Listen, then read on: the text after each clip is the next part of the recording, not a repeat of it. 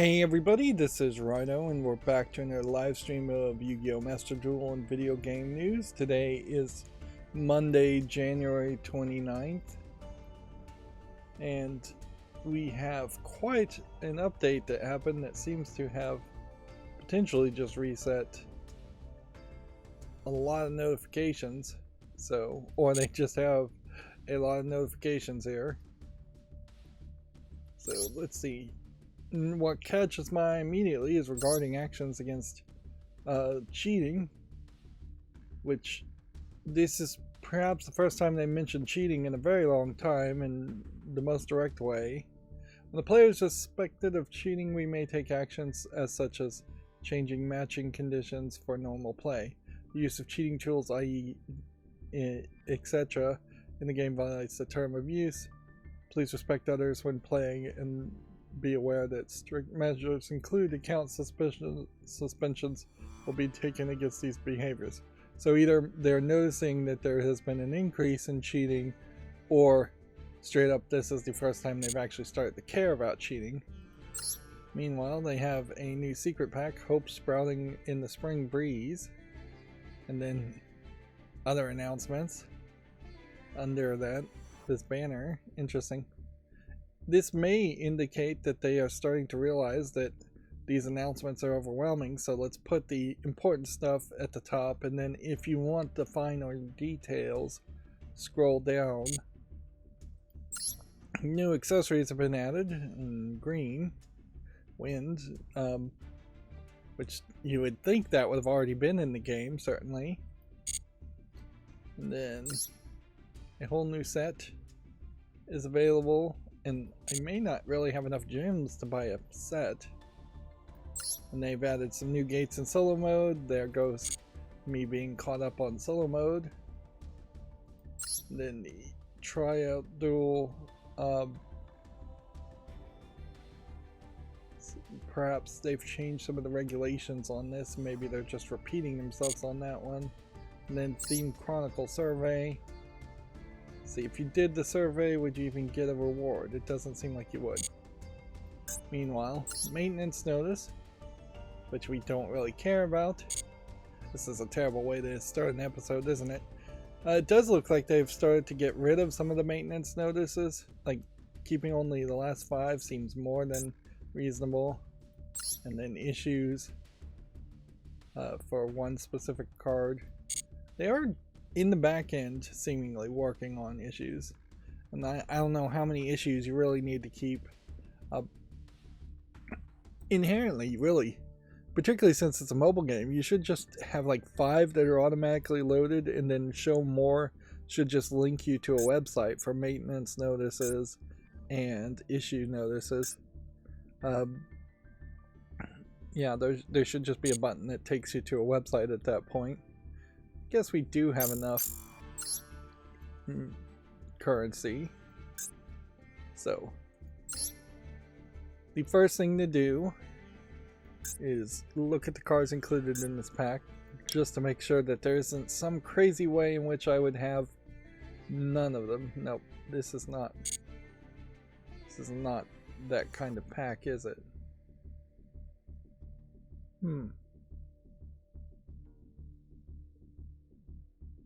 The cards included in this pack are the 7,000 Master Duel cards. There aren't any special cards. So you're just getting a bundle here for cheap, in which you buy this for 750 gems, and then they're going to give you what seems like quite a lot, 10 Master Pack deals. We're going to have to look at the price there, and 1 special card. So this is just like a weird way to get 1 special card.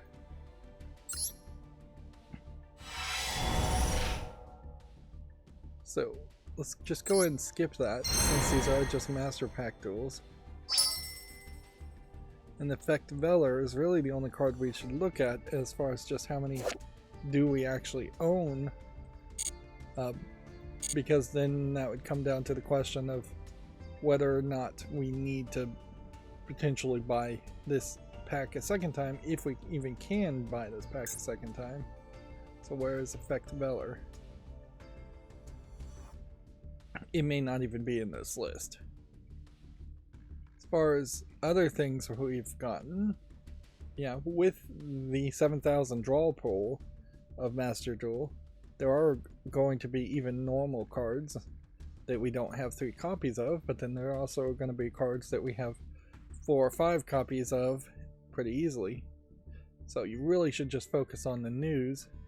And you got 1, 2, 3, 4, 5, 6, 7, 8, 9, 10, 11, 12, 13 new cards out of what probably would have been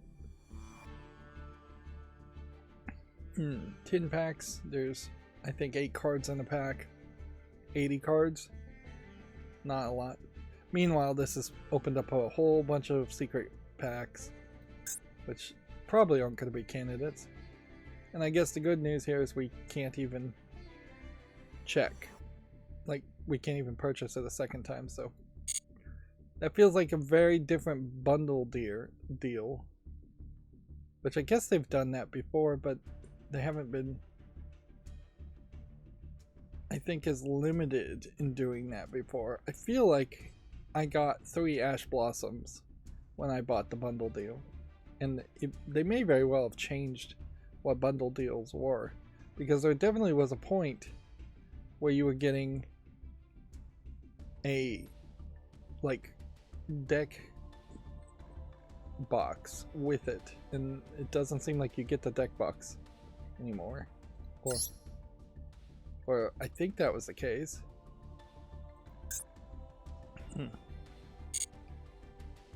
And still no reason why you'd buy a deck slot. So you waste 200 gems on a deck box. Maybe it does make some sense to separate those things out. And then we'll find this 30 gem icon frame and waste 30 gems on that.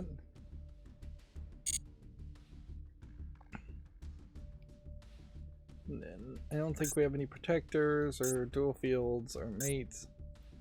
Looks like we just have packs. I don't think any of these normal packs are a thing. We do have one free pull of this new pack, which let's just see where we start with that anyways. There's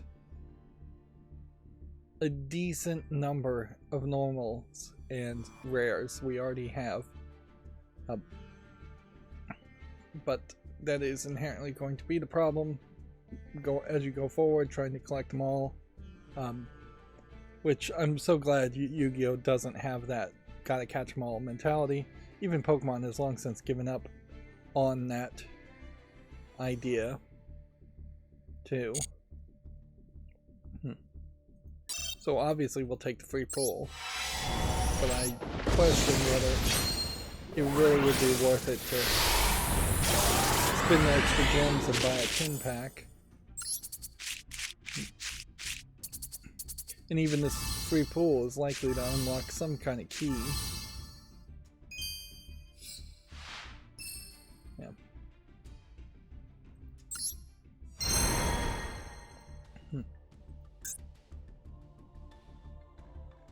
We could certainly spend the gems here. Let me just jump back a little bit further. See if there's anything else that would be worth considering. I mean, this is somewhat of a candidate still. Buy that pack too. And then it is also worth considering, in 8 days are we going to have something new showing up in 2 different places? Which, if these two get replaced in 8 days, that doesn't inherently mean we have to buy on day 1 the items, but yeah, there's definitely some weirdness here. There's kind of no pressure in this one, in buying this secret pack, because this secret pack is going away in 38 days. The real pressure would be maybe in Transcendence, but not really a ton of pressure even for that. And then the major pressure is everything else that is just 23 hours long. This would not particularly be a good candidate of a secret pack to open. And then I've never been able to really wrap my mind around whether any of the secret packs are actually worth going for. They are manipulating your odds so that you have a slightly higher chance of getting new cards, but then they also manipulate the odds in the fact that a secret pack is only 4 cards from the featured card set, and then it is 4 cards from the master card set. This would be a terrible candidate to go with. And none of the featured packs and secret packs, selection packs, whatever packs they sell, none of them really work from my perspective as somebody who's just playing digitally and is not really paying a lot of attention to the original card game in Japan or the trading card game meta in the real world. Those are just completely different audiences from me, and as such I don't get the conversations, and the game is not doing anything to let you connect to those conversations as far as this is the new meta, these are the new cards you should seek out. If I was to believe Yu-Gi-Oh! Master Duel, I would be easily tricked into thinking that like the Winged Dragon of Ra is the new meta still years later, and that I really want that, and I really want Lava Golem, when almost certainly that is not the case.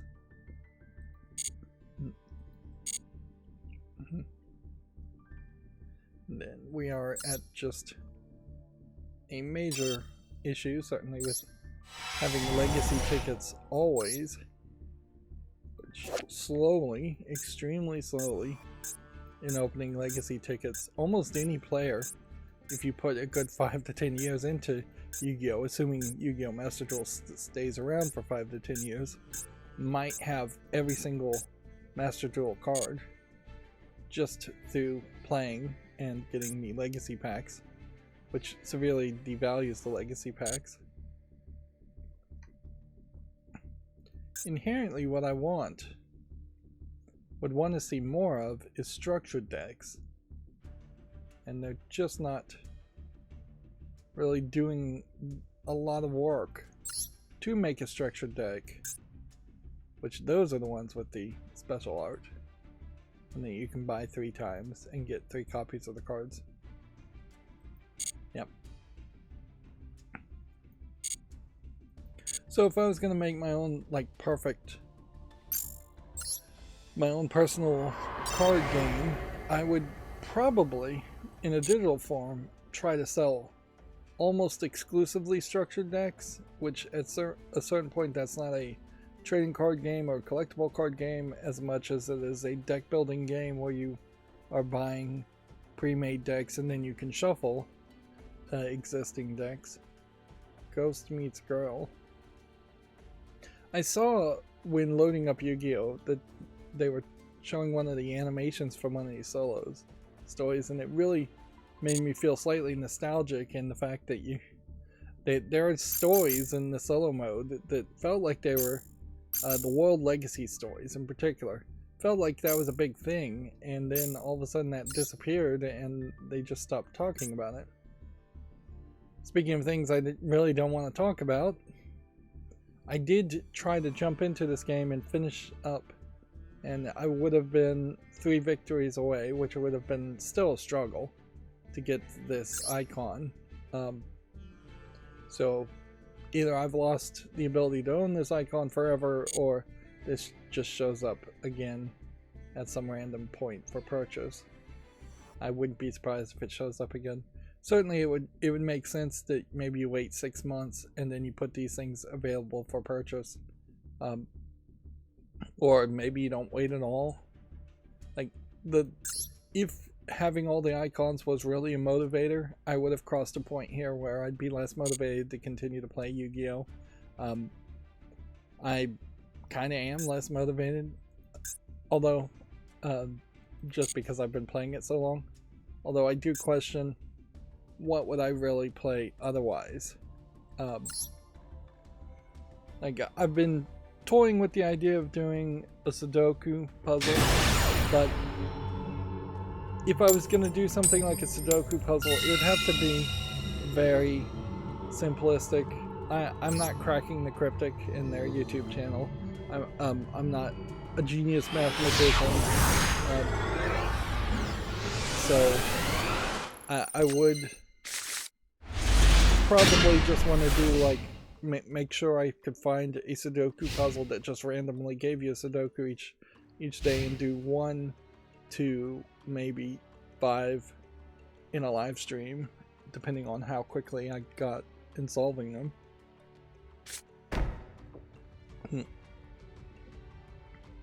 And arguably there is definitely an argument to not just do a Sudoku puzzle, but maybe find a couple different applications that I could swap through that are daily test, daily quest based. But then you lose a lot there too. Yu-Gi-Oh! Master Duel, compared to just doing a generic Sudoku puzzle, is way more animated, way more polished, and it just gets new content. And I imagine it's just going to have more people interested in watching it overall. Whereas at a certain point, I'm just doing a Sudoku puzzle to keep my mind warmed up.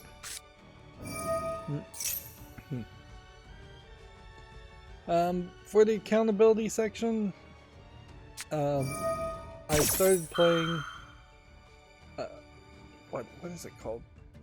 Portal Revolution, a fan mod continuation of Portal 2 and Portal 2's technology. It's a 2024 game, so it's a very unfair comparison to try and compare Rethink from 2017, which is just kind of a Unity asset flip Steam Greenlight game, to it, but that is certainly the comparison they invited upon themselves by making a 3D first-person perspective laser puzzle game. And it definitely highlights that even in 2017, maybe making a Portal mod would have been viable and would have made the game look better and last longer. Like, there really is probably only a minimal amount of programming difference that you would need to do to make Rethink in the Source engine with the Portal art assets.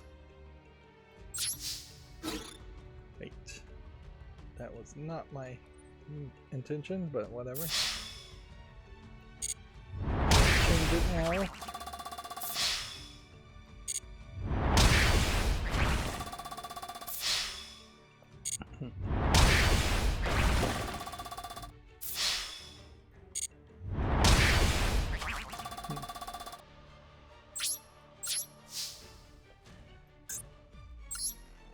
Yeah, I don't think I can summon Zeus.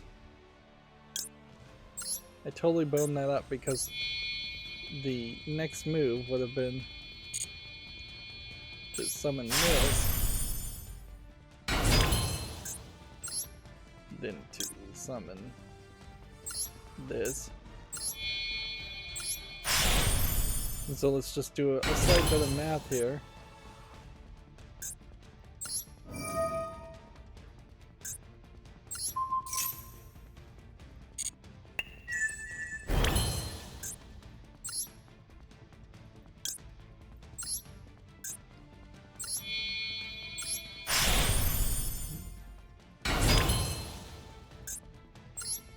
Yeah, I guess nothing really would have changed on that aspect. As far as the amount of damage I would have done, but I would have been able to summon Zeus, which I can't now. And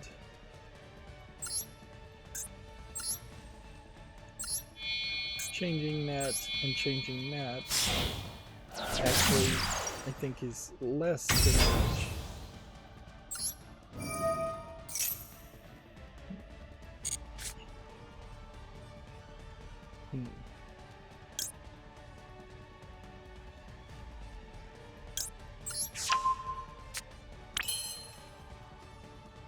Yeah, and there's nothing else that can be summoned without changing something. Although, yeah, I think I probably did the same amount of damage, or the highest amount of damage there. Anyways, but not being able to summon Zeus is kind of a sad turn of events. Although it doesn't seem like it's going to be, I'm going to need it. Inherently, to get back to cheating, I imagine the easiest way to cheat would be to have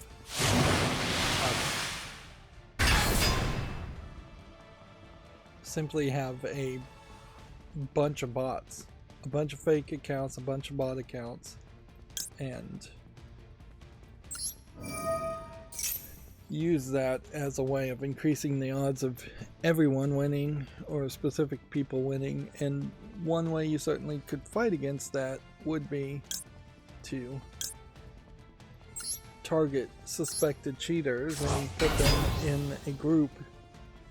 Although cheaters playing against cheaters doesn't inherently fix the problem permanently, and I don't know if you'd even really notice if you were in a cheating subdivision. Well, that works in a lot of first-person shooters, player versus player type experiences. I'm not sure you'd even really notice. The only other way I could imagine you could cheat is either manipulating what it's telling the server, what cards were drawn, which I imagine all of that is probably happening on the server side anyways. Like, I would imagine that this game, when you're actually playing the game, is very much just a client, and the decks that you start with are looked up in a database on the server. They are randomly shuffled on the server, and each turn you're told what card you're drawn. So it'd be kind of hard to cheat if it is working that way, where everything's happening server side, unless you can somehow manipulate the servers, which if you could manipulate the servers, why not just give yourself a much higher rank and not bother to play at all. And that is, I guess, a good argument against cheating in general, is that you are just going to ruin the experience for yourself. You could certainly have perfect recall, but in this game, you already have a log, and you already are being told some percentages. So a little bit more perfect recall really wouldn't change too much.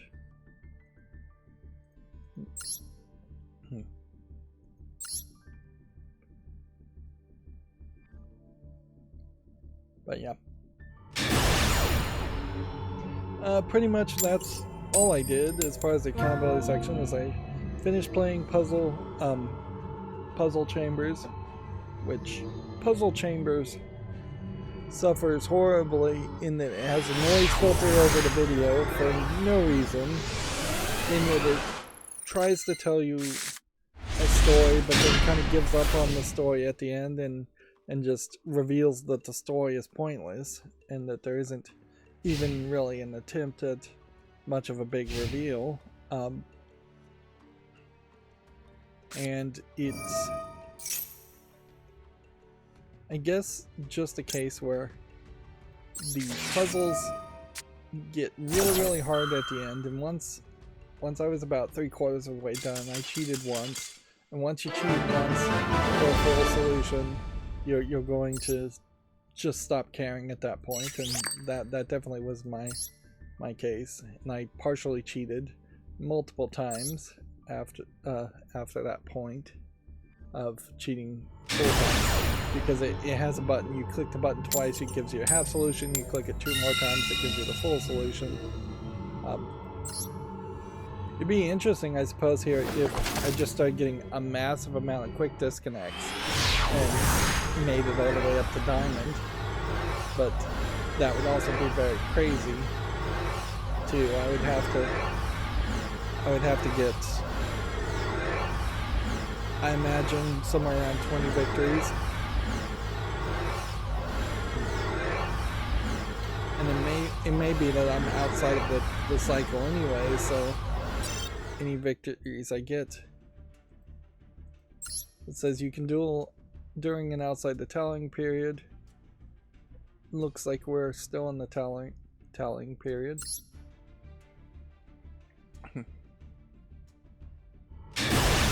What puzzle chambers needed was probably the introduction of a secondary puzzle, or at the very least a way to solve their number puzzles in a different form of fashion. Honestly, I think I'm just kind of a different person from even a few years ago when I would have played Hexels. Hexels also had a lot of assistance, but yeah, Hexels is kind of a great example of a game that has like 250 puzzles, and I'm shocked now in retrospect that I spent anywhere close to the amount of time I did on it and actually solved 250 puzzles. I don't think I'm particularly just that tolerant of puzzles anymore. And when you look at like Portal and Portal mods, those puzzles are different. So the 40 puzzles in Portal Revolution are nothing really. Each one of them are very bespoke and feel different enough and feel good enough that it's not just a top-down perspective. There could be a million of these feeling. Which, yeah, perhaps that highlights the craziness of even thinking about doing Sudoku puzzles instead of playing Yu-Gi-Oh! Yu-Gi-Oh! Definitely has way more variety than that, even though a lot of times at the high ranked play you are just seeing very similar decks over and over again, very similar cards over and over again. But yeah, puzzle chambers could have been half as long, and they could have just gotten rid of a lot of the difficult puzzles at the end. Puzzle chambers in this story has a whole bunch of flashbacks that account to nothing. It's just like the person writing the story loved to use flashbacks. And in using the flashbacks, they aren't even telling just story, they're also making you do more puzzles. You could easily have rewritten it so that the flashbacks didn't require you to actually solve puzzles, and instead maybe showed you the solutions to some puzzles. Then you could have given the player a little bit of extra hints as to how the puzzles are supposed to be solved.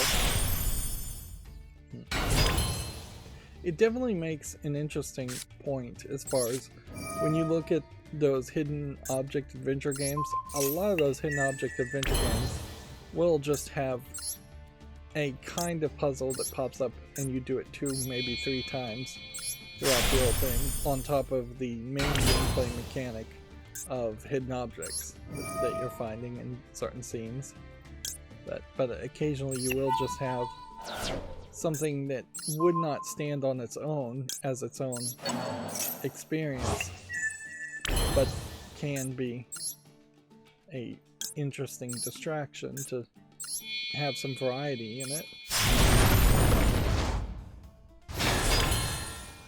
And Puzzle Chambers, in a lot of ways, feels like it might have been better if it was something closer to like 999, where you are straight up way more focused on telling a story, which the story may be a little crazy in 999, but it's way more than what Puzzle Chambers had for a story. And then 999 has a few rooms, with each room having a unique puzzle in it.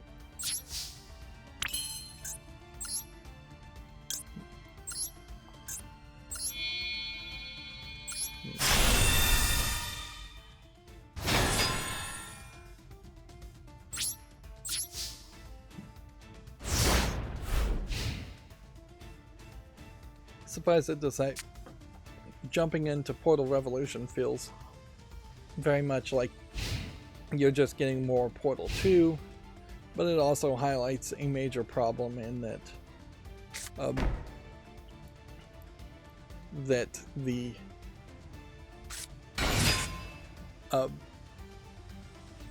Portal 2 mods are literally the only thing we're ever going to get as far as more Portal.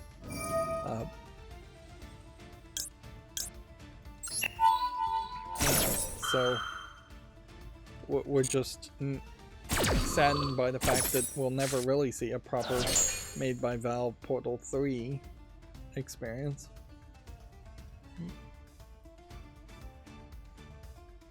And yeah, that sucks. I honestly never cared about Half-Life. I've never played it, so I don't have that love for it. I have more resentment, frankly, around the Half-Life series than anything, because the meme and inability to make any game that ends in 3 without there being direct comparisons to whereas Half-Life 3 is hampering Valve from making any games really at all. And they've tried some tricks to get around that and perhaps partially succeeded in some of those tricks, but there's still a lot of room for improvement because they really haven't made enough games. Half-Life Alyx is a way they can get away from Half-Life 3, but they can't just have a whole bunch of side games around Half-Life. Half-Life Episode 2, Episode 1, Half-Life 2, Episode 1 was a way that they tried to get away from making more content in the proper form. Although in fairness, making Half-Life 2 Episode 1 and Episode 2 was just yet another gimmick.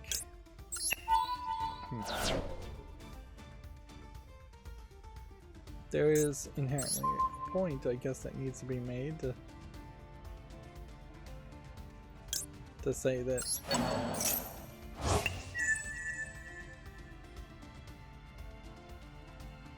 I screwed up there. Should have attached a card here and I could have won this turn.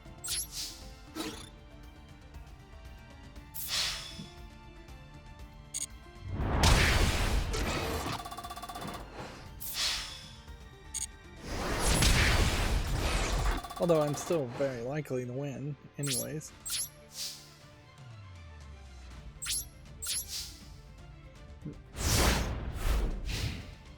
It is pretty typical once you get towards the end of the month that this is the experience you have.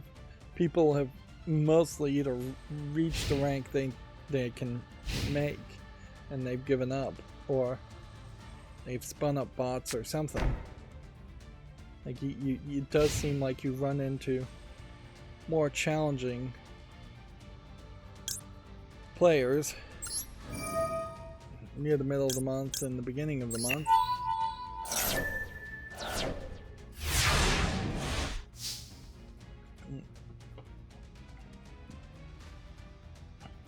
I also spent a lot of yesterday sleeping, trying to potentially catch up on sleep, which you can't do from everything I've ever heard, and doesn't seem like it would work for me.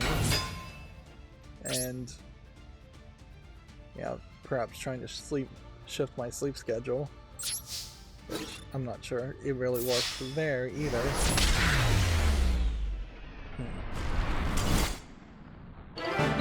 If anything, the very noticeable thing I did accomplish with that is like sleeping for a couple hours, waking up, sleeping, going back to sleep, and eventually just hurting my back from all the laying down I was doing. Yeah. It's not like people in paralyzed situations, paraplegics, have much of a choice, but I honestly don't know how they aren't way more miserable than they are. Although I guess a lot of times if you're paralyzed in the bed, you probably aren't feeling the massive amount of back pain that you're probably generating. Your body may be still reacting to it.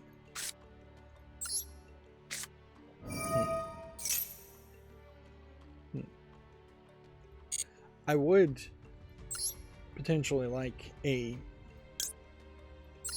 third state other than sitting, standing, and laying down. And I guess particularly standing I don't do that much of. So a fourth state, really.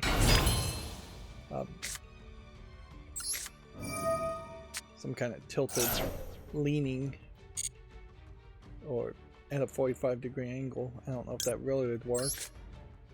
In Babylon 5, that's how one of the alien species sleeps, is at a 45-degree angle with one tiny triangle pillow instead of lying flat.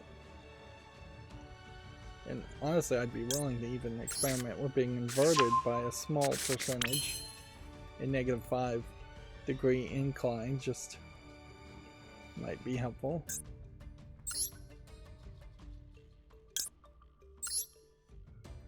Floating in a tank also would be a thought if we're gonna talk about ridiculous ways to do things.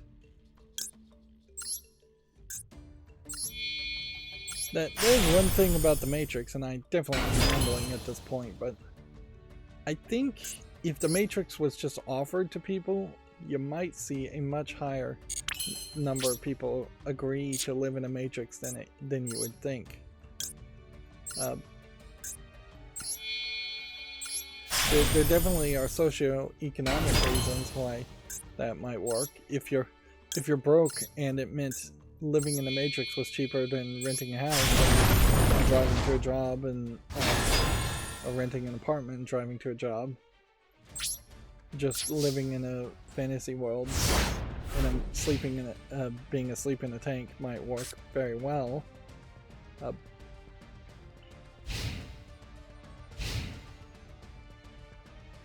But yeah, I've thought about those sensory deprivation tanks.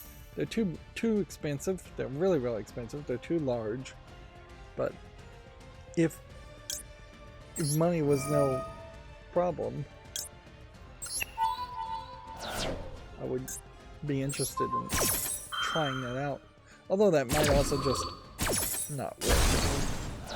And somebody who constantly has to have like YouTube videos playing in the background, or has to be making content and constantly talking over it anyways, the idea of just being alone with my thoughts probably would work terribly. So sensory deprivation tank is not really what I would want. I'd want a tank that would be a sensory overload tank where you're floating in water, and usually it's heavily salted water, so you float easier, and then there would be like a movie or TV screen built in, which that's not really a terrible thought either. If all of a sudden you did just have an entertainment pod that you would get in, and then you could watch a movie, watch TV, whatever. I suppose for the accountability section too, I'm still watching a lot of Farscape. I tried to go back to Ghost Hunter. I think I'm probably mostly done with Ghost Hunter. It is a ridiculous show that I don't know if there's any more meat on the bone with it as far as the point I'm at. They've introduced one guy and then forgotten about that guy as a potential secondary character, and now they've introduced a new guy that that doesn't seem to be really adding anything to the story. And yeah, honestly, I just don't know what they're doing really, as far as,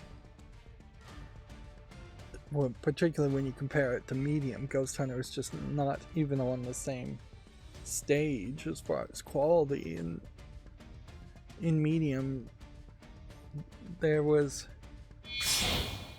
maybe the mayor's assistant, who was the love interest of the detective, was introduced a little bit later, but otherwise it was just the same characters over and over again. The medium lady, her husband, her 3 daughters, her boss, the detective, and the mayor's assistant lady. That's all the main characters in Medium. And episode from episode, you'd have bad guy characters or maybe secondary characters show up. None of the characters in Ghost Hunter, or Ghost Whisperer, whatever, I don't even know what the show is called, come to think of it, are incredibly weak characters that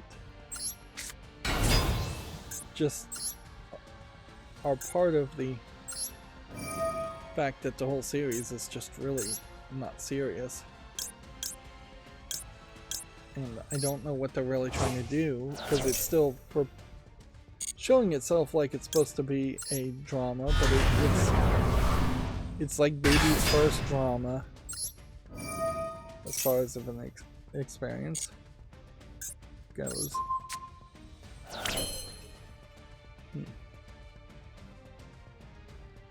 think that's as good as we can get, so let's just go ahead and attack.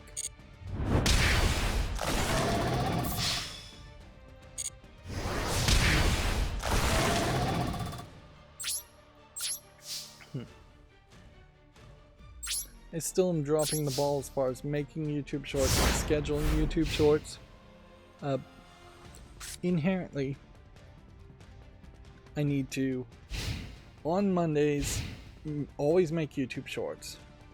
And I need to get back to streaming on Twitch, even though that's probably not going to do anything, really, as far as like monetizing Twitch, but might as well do it. And then on Wednesday, I need to upload the shorts, at least 100, which would be the maximum as far as YouTube shorts go.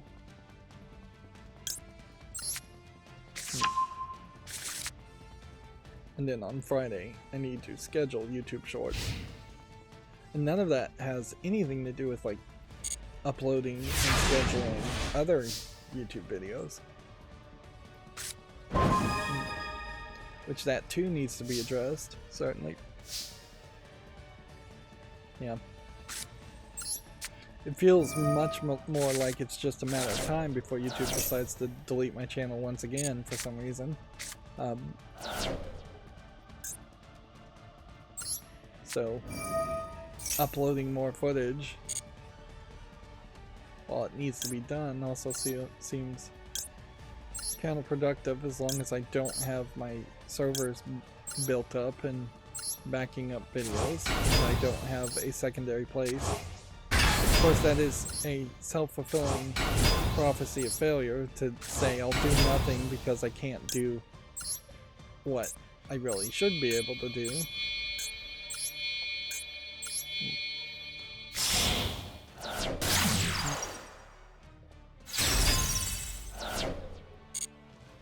Yeah, I think I might just want to end here for today and start talking about the news. I don't really feel like there's a need to go much further.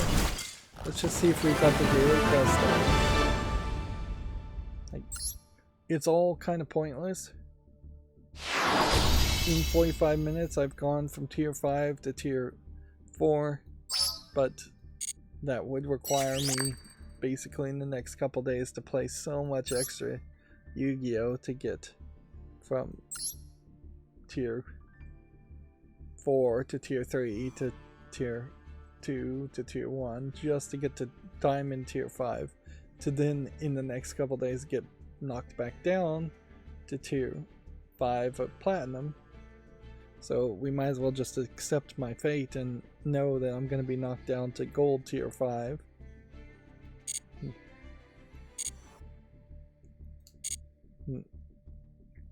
And just save the time. Well, I guess I do need to play a little bit more. We have 1 day left, so we can see that there's definitely been at least 10 or 11 days here I haven't logged into Yu-Gi-Oh! Which, yeah, that is another thing that I think needs to be addressed. Certainly is that the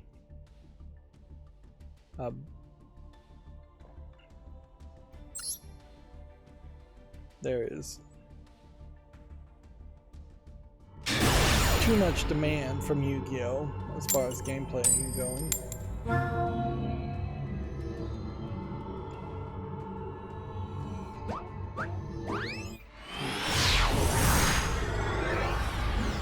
I don't think I'm feeling 100% good either. I think I might be coming down with something, although inherently sleeping for an entire day can cause that.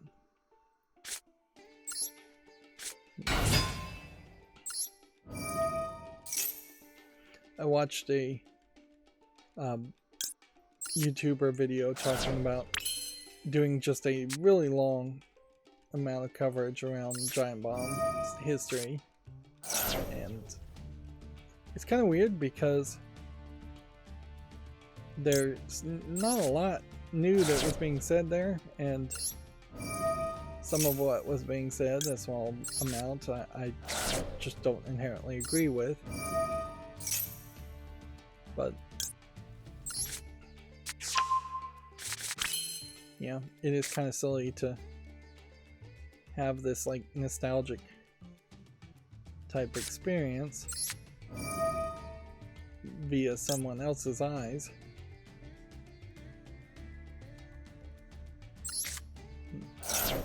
And there's really nothing new to say around Giant Bomb at all. The history of it.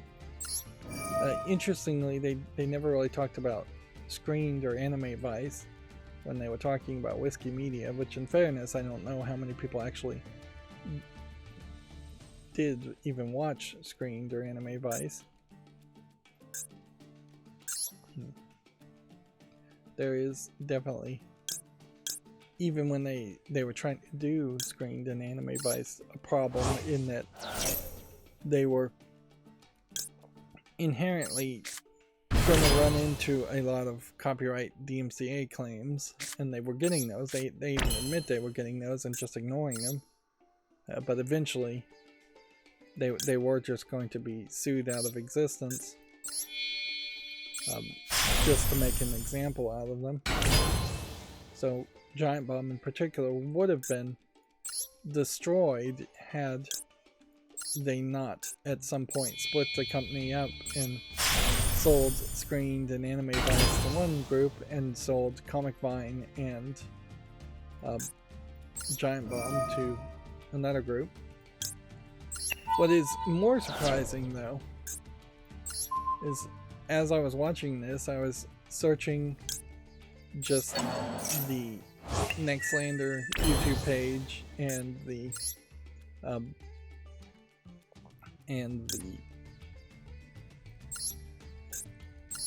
Jeff Grossman podcast YouTube page, which is those are the last remaining original people that are still doing anything video game related. Cloth Map and the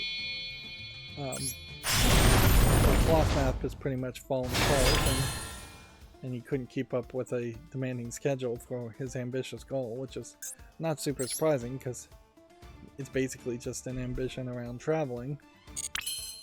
And the documentary one, I can't even remember the name of it, still is around. Notably, Cloth Map originally had a pretty good Patreon, and the documentary one had a pretty good Patreon. And it may very well be the case that even Jeff Gerstmann Podcast and Nextlander have a pretty good Patreon, and they're making a lot of money there. Because they definitely don't seem like they're getting a lot of views. It's kind of crazy when I have one breakout hit video that has 83,000 views on it, which is definitely atypical for my videos. A lot of my videos are only getting 1 or 2 views. I make a lot of videos too, certainly. And certainly if Giant Bomb had come out a little bit later and focused more on YouTube, they probably would have a lot more views on YouTube. But yeah, Nextlander, I think maybe has somewhere around the 50 and 60,000 views for its biggest viewed video, and the giant Jeff Gerstmann Podcast has, I think, around 40,000 views. Now, in fairness, though, it is very important to point out that almost certainly the second and third most viewed videos on Nextlander and Jeff Gerstmann's podcast YouTube channels are much higher, and they're much consistent. So while their highest thing may be 40,000 views, the next highest thing is like 39,000 views. Whereas my video that was a success is 80,000 views, and my next biggest video is only like 20,000 views. And inherently, I would assume Nextlander and the Jeff Gerstmann Podcast are just getting way more watch time. That being said, I would complain slightly in that Nextlander is really not doing a great job with the way they display the faces and the heads on the screen, and the way they're kind of cropping things out there, the layout. But the Nextlander still is doing way better of a job than the Jeff Gerstmann Podcast, which is doing just absolutely nothing to make his videos look good. Plus, I just don't know if there's a lot of quality there. He was described as an acquired taste, and I would say Jeff Gerstmann alone is just kind of boring and needs interaction and stimulus. And in all fairness, who doesn't? I would love more people on the chat, and if I knew people, I would straight up bring in secondary people in these live streams. I'm a little surprised YouTubers, while they do collab, I've never seen a YouTuber full on try and merge channels and it succeed. And it probably wouldn't succeed because Angry Video Game Nerd is probably the closest channel that tried that and failed miserably at it. But yeah, I could see having my channel collab with another video game critic, but it would be weird if some of the videos on my channel had one person's voice and some of the voice game videos had somebody else's voice to it.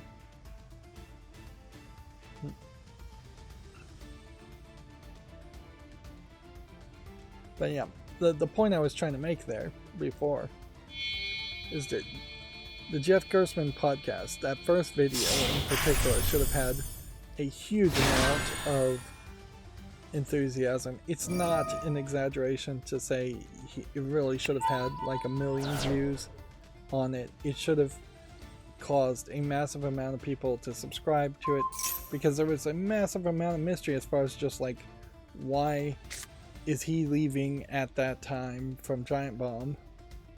But frankly, enthusiasm for Giant Bomb had already dwindled down. I did install, speaking somewhat related to Comic Vine, like since the application Comic Rack can scrape the database of Comic Vine, although I question how useful the database of Comic Vine is these days. And that is true for the Giant Bomb cast, or the Giant Bomb Wikipedia database too. I'm not sure how useful their data is. We may be at a point where at scale you could eliminate, you could just download all of the Giant Bomb Bombcast.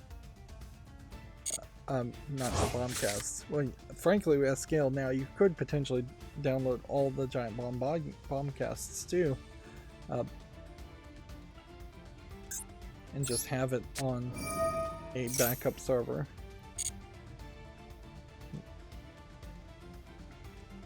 But yes, this new Comic Rack Community Edition is very interesting. Although, in installing Comic Rack, it's been years and years, so the application really does kind of feel like it's still probably the best comic book organizer application out there, but it does also seem kind of antiquated that it isn't just using a server and being its own like federated style self-hosting servers. But of the solutions that do that, they aren't as quick and they aren't as feature rich. You know, there definitely is some argument that as early as 2011, the original creator of Comic Rack seems to still be alive and posting. And so there's full-on speculation that he may have died during the COVID pandemic, which is definitely not anywhere close to what most laws would define as being anywhere close to calling a game abandonware, or calling an application, in this case, abandonware. So people are literally just taking the risk that the creator either so doesn't care that people have decompiled and effectively stolen and uploaded his copyright material.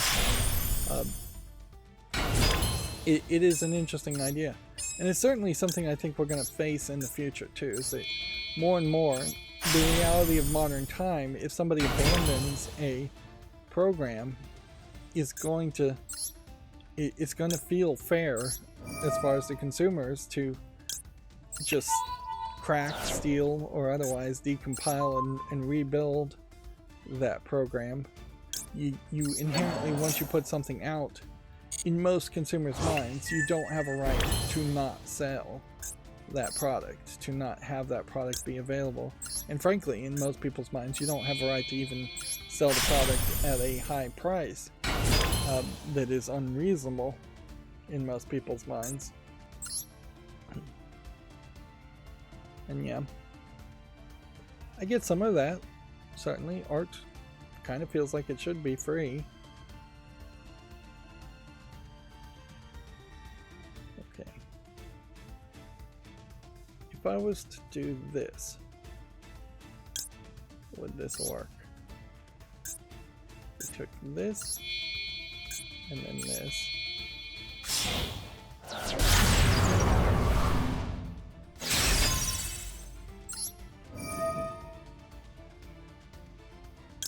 We'll take the 3,000 from this. We've got 60 seconds now. Can we do this?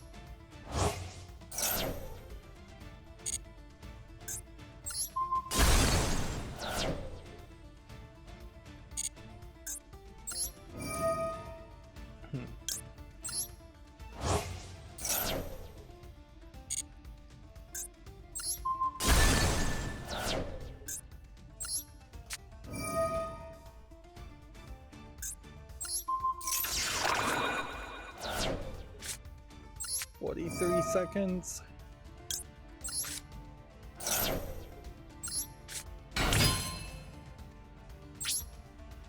And battle.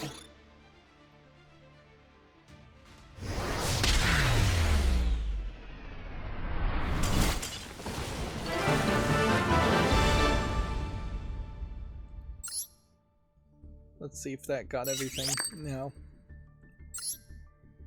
Here.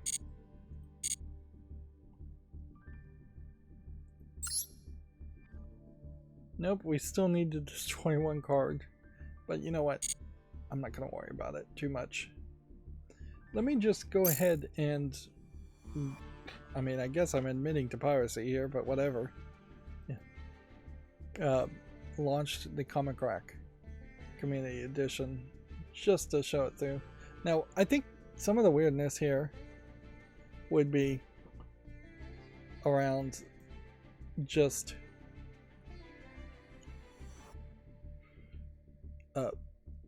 the trademarks and copyrights, which, yeah, they probably need to just strip out any mention of trademarks or copyrights or the original creator and just try to revision history, because like you're not within the law in any way as far as the trademarks and copyrights anyway, so you might as well just try and pretend like Comic Rack has always been this public open source public program, and just hope most people forget that there was a single person making Comic Rack before. Right, so this isn't going to look particularly great if I do that, so let's stretch it in a windowed mode. So I don't have any real comics here. I have a single page picture and I have what is a fileless comic, and inherently this is where I think Comic Rack could really benefit too, as far as instead of having Comic Vine do things, you can just have a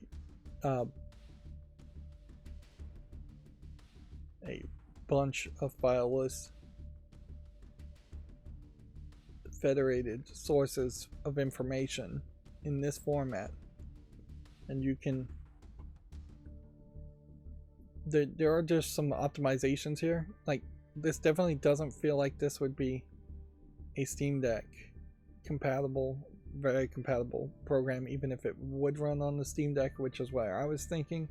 Certainly, it definitely feels like this is just a good old-fashioned Windows program with no real modification to it. And certainly you don't get the full use of Comic Rack until you do have hundreds upon hundreds of comics and a bunch of different ways in which you sort the comics. Like, inherently you want to be able to have at least 26 different sorting smart lists that would start with just different letters or main characters. So you could click on something that was Spider-Man and it would have everything that includes Spider-Man. The value in Comic Rack, by far over anything else, is the metadata, which lets you have a rating and a community rating and a thumbnail, and then you could link it to a file in this one.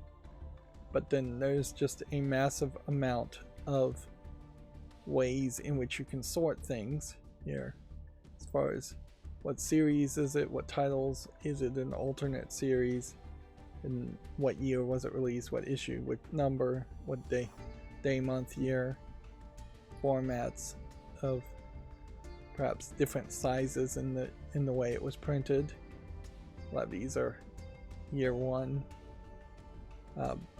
Web comics. You can also have web comics in Comic Rack. What publisher, what imprint. Like, these are the kind of metadata things that will help you sort larger organizations and groups of comics, but aren't really necessary if you only have one. These are the kind of things that Comixology should have worked around and worked with more in my opinion, so that people would actually be enthusiastic. Although inherently, that is the problem with enthusiasm.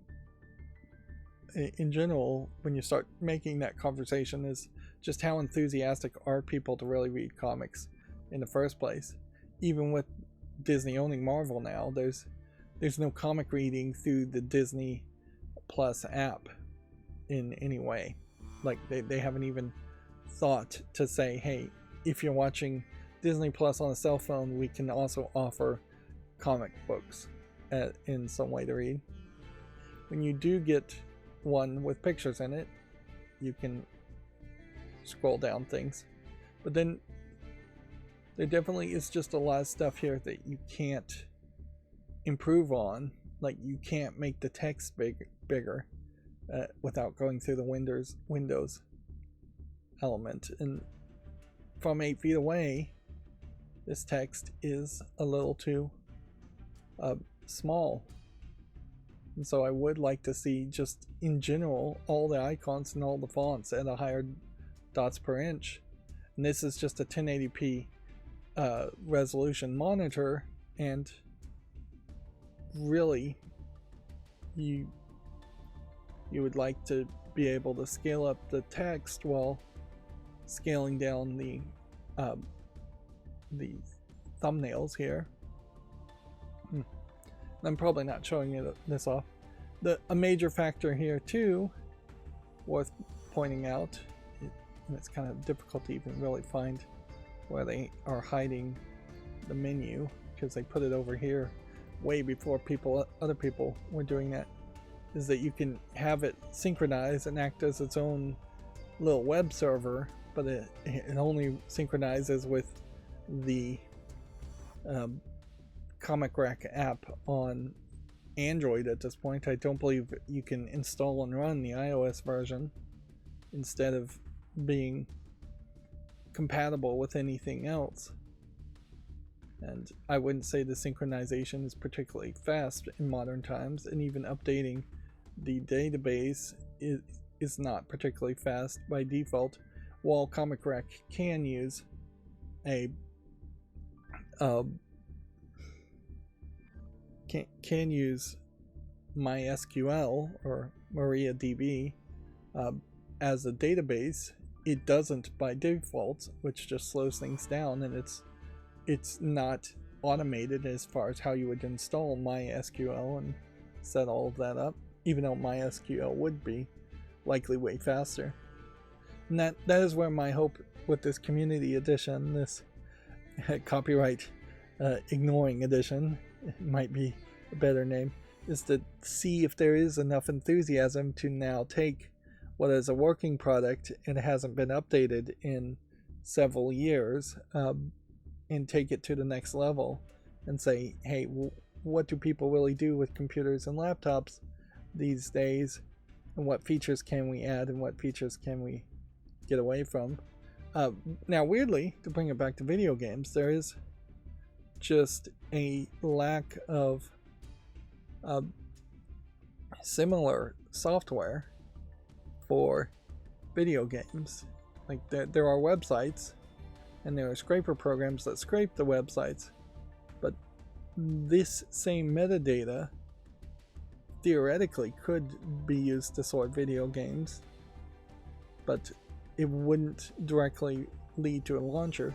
And so certainly that is another thing that could happen if they continue to work on it, is somebody could fork Comic Rack and turn it into Video Game Rack. There are some softwares that are collection managers, but nothing that would need the deep number of tags that video games would need, because there's just so many manufacturers, so many consoles, so many release dates and versions. And typically, to talk back to Comic Bang, you would have a script that would show up. You would install plugins, and there would be one called Comic Bind Scraper, probably under the automation tag, and you would just click that, and that would scrape Comic Bind to get the information and fill in all of the information, because obviously it would be very difficult to fill in all of this automatically. Sometimes when you import books, it might fill in some of this information automatically for you. Here you have a long list of characters and just way more information. There are also certain things you can do to, like color correct, which maybe on modern monitors you'd need more features there. But then there are also ways in which you can label certain pages as deleted or hidden or other, so they won't show up. You can also just rotate. There's a lot of built-in features here that you may never need, but it's nice to have it all in one program.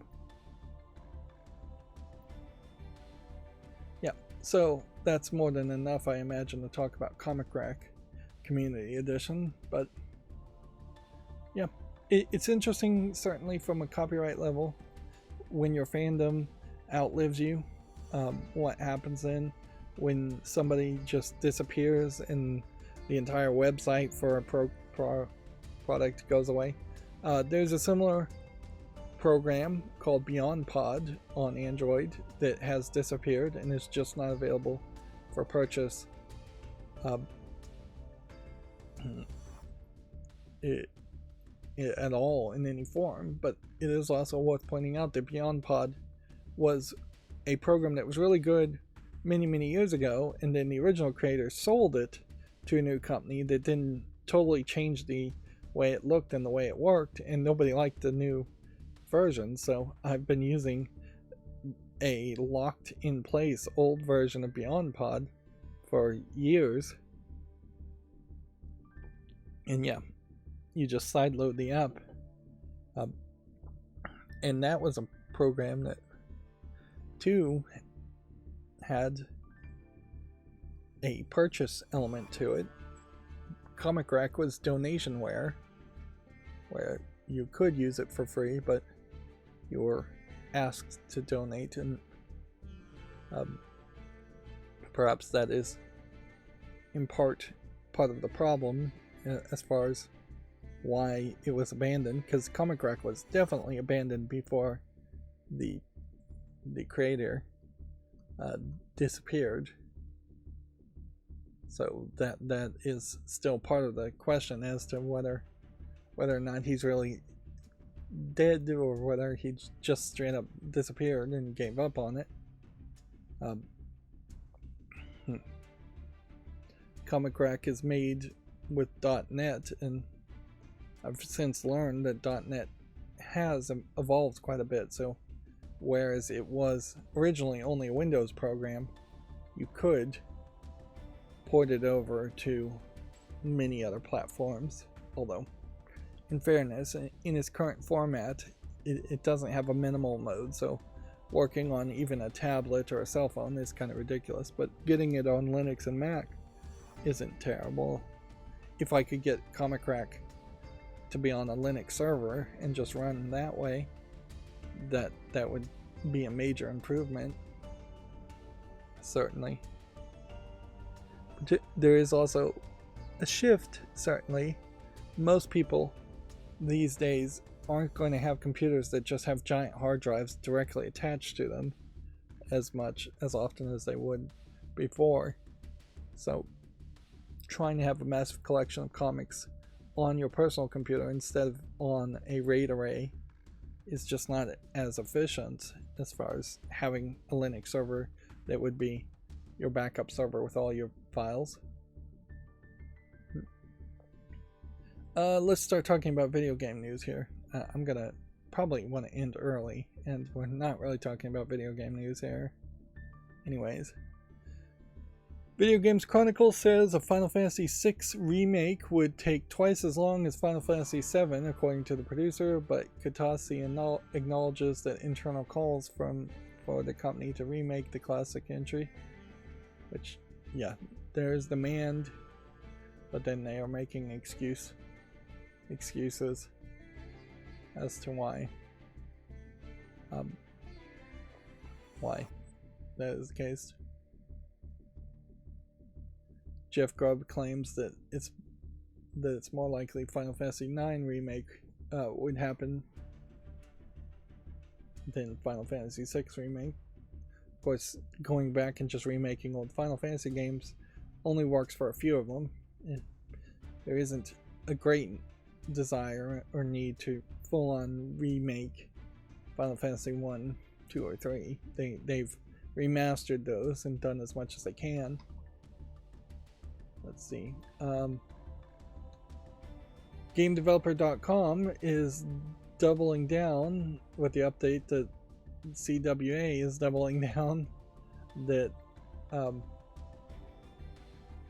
that none of their members were affected by the Microsoft layoffs of last week. The quote here is, as we said in our original statement, CWA represented members at Microsoft were not included in the announced layoffs. The confusion here seems to be, and in all fairness, like it's not uncommon for somebody to potentially think they're in a union when they technically aren't, like or perhaps just be confused as far as the way this is going. The thing here is a VFX artist told them that they were laid off, but then CWA is straight up saying we didn't represent VFX artists at Microsoft. So yeah, currently CWA officially represents QA testers at ZeniMax Raven and Blizzard Albany. CWA is not considered the official representation by the company for any other units until a majority of employees in the bargaining unit authorize CWA as the representation. So this is very much a case where this person, I mean, both things are likely true.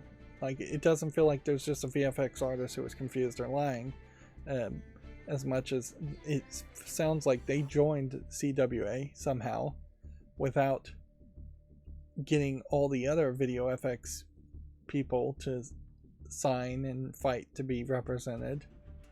And so CWA, while you may be a member of the union, wasn't actually representing you, which is crazy, and certainly something to be aware of too.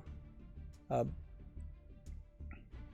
it is certainly a case where this doubling down only highlights an issue in particular, where an entire company more than likely should be represented by unionization, and it is very weird, in my opinion, that only the game testers were represented by the union, and that highlights the separation, the divide and conquer success that has happened by managers and corporations to have it be a case where the higher paid programmers, visual effects artists, voice actors all not be in unions or be in different unions, when the entire company really should be a union shop where anybody at any associate level that is not a manager should be represented by the union. That is also where unions gain more power, certainly, because in the current situation, if Microsoft was to just lay off all of the game testers, there would be nobody left in any other division to go on strike to show solidarity and support for the game testers and try and get them their jobs back. So yeah, it perhaps would have been better if the CWA simply said, we are investigating the situation with the VFX member, or we have no further comment at this time. Of course, this is also game developer just doubling down, trying to prove themselves to be right when the situation is more complicated than that. And frankly, it's just a nasty thing for the CWA to say too. Like, this is definitely a case where they are trying to make it feel like, well, we protected our employees and everybody else that got laid off deserves it because they weren't a union member, which that's no way to grow a union in the first place.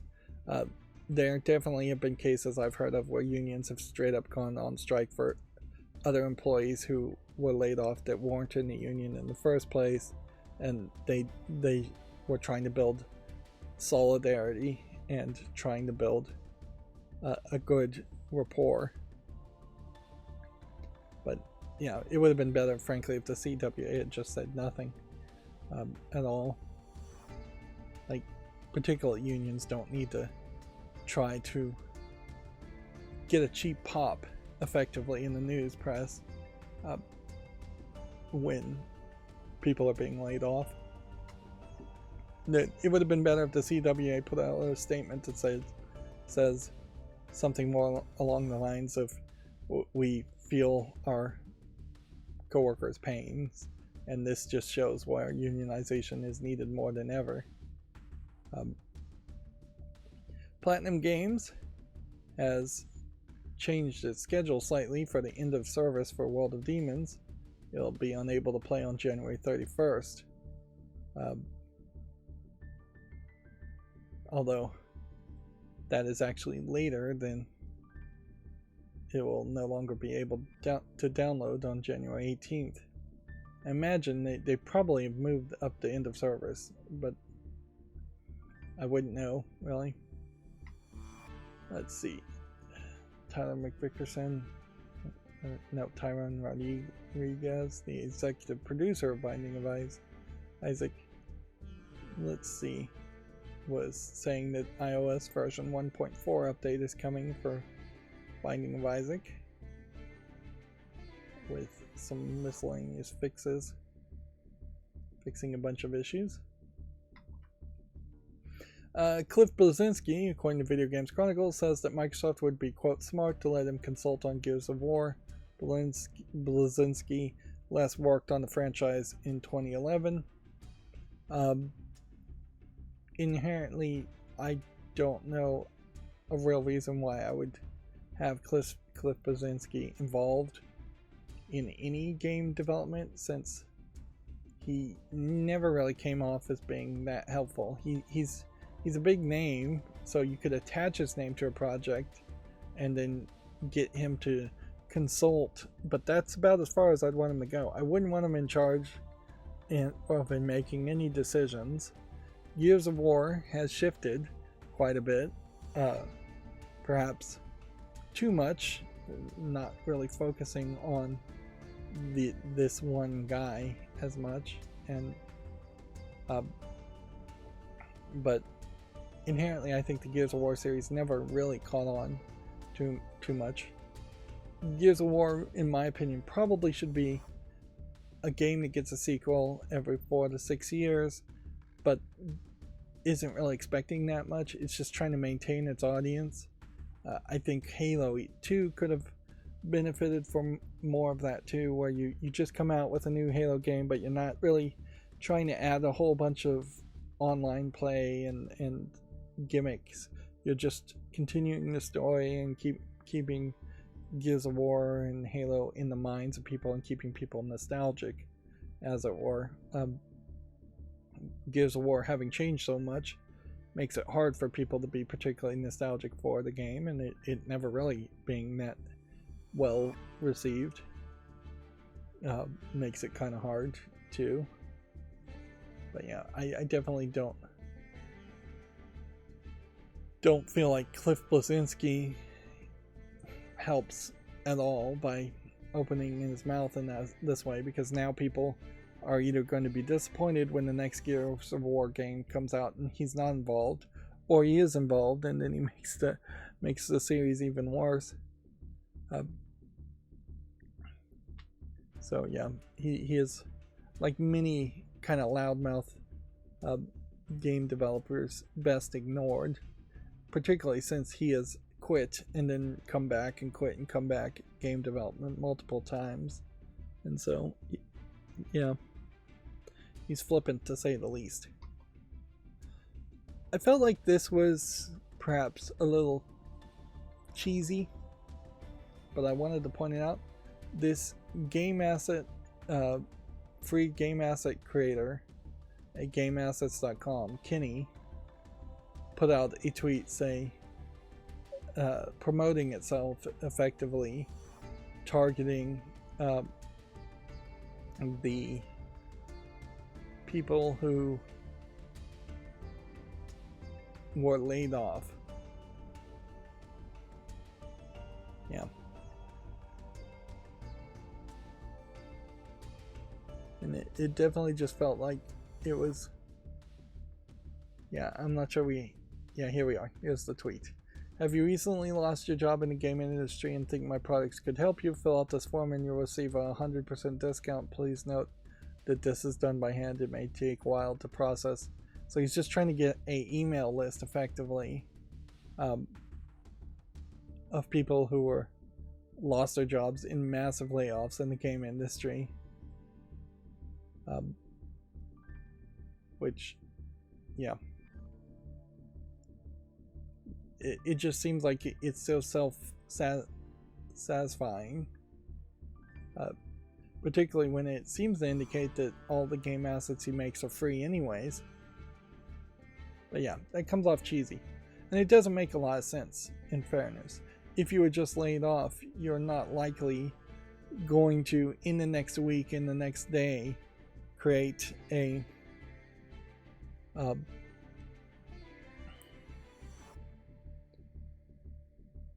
you're not going to start creating a new game from scratch in that time frame.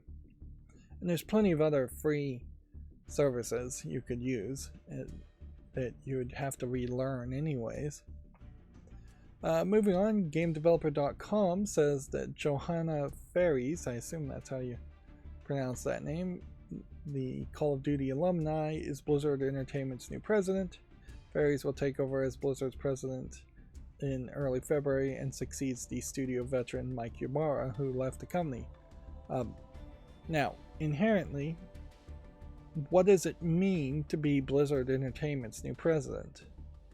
Like, at the moment, I imagine the infrastructure, once they were acquired by Microsoft, is still that there is an Activision Blizzard King management team that is a parent company to the subsidiaries of Activision, Blizzard, and King. So being a president of a small division of a small division of another division of another division just to get to Phil Spencer's level, which Phil Spencer is still probably 2 or 3 levels away from being just the CEO as far as on the board of Microsoft.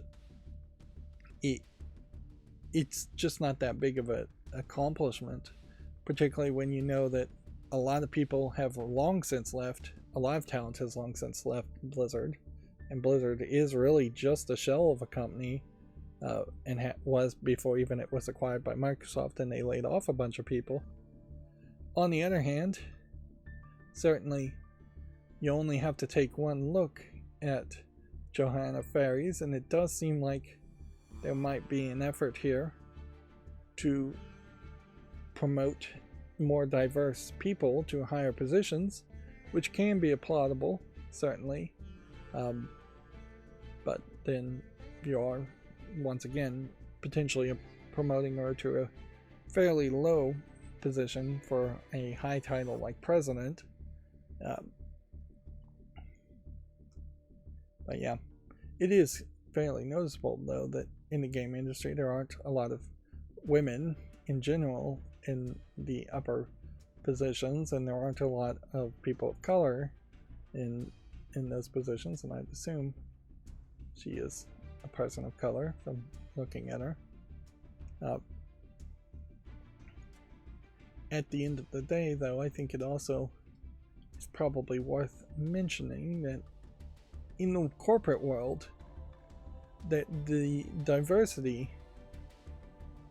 really happens as far as the management is rich and the management is going to make decisions to keep themselves employed and make themselves richer, and then the associates level employees are the ones that are usually being manipulated and overworked. So, yeah, it kind of doesn't matter who you make the figurehead president of a division when the figurehead president of any division of Microsoft, or the president of any division of Microsoft, is still just going to be forced to do the same kind of layoffs and the same kind of decisions making. I seriously doubt all of a sudden we're going to have different kinds of games coming out of Blizzard because of this new president. I wouldn't be surprised if the president only lasts a year. This new president lasts only a year or two anyways. I wish there was something more we could really say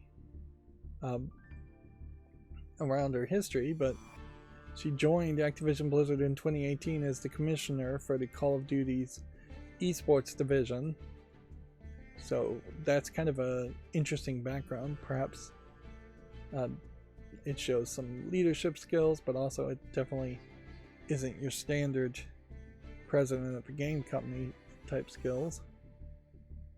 So yeah, this may be an indication that they are going to try and focus more on Call of Duty and esports, but Blizzard wouldn't be the one making Call of Duty anyways. It would be Activision. Anyways, that's probably about the biggest news of the day. We have another GameDeveloper.com article saying that Warner Bros. Live service ambitions have been marred by fumbled Suicide Squad launch, early access, and early problems. Which I guess I'll just skim the headline on that one because I really don't care about Suicide Squad.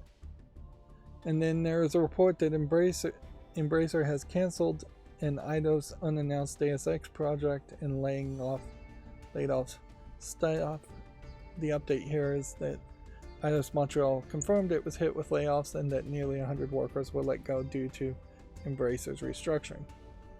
Now, one would assume, like mini games, if you have a franchise like Deus Ex, there should be a new Deus Ex always in at least pre-production, if not actual production. It's something that's always being worked on.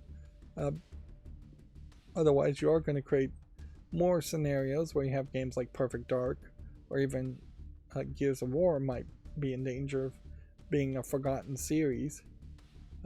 Deus Ex in particular should be in development to try and compete and improve itself in the shadow of something like Cyberpunk 2077, because I imagine Cyberpunk 2077 and Deus Ex have a lot of thematic parallels and could potentially have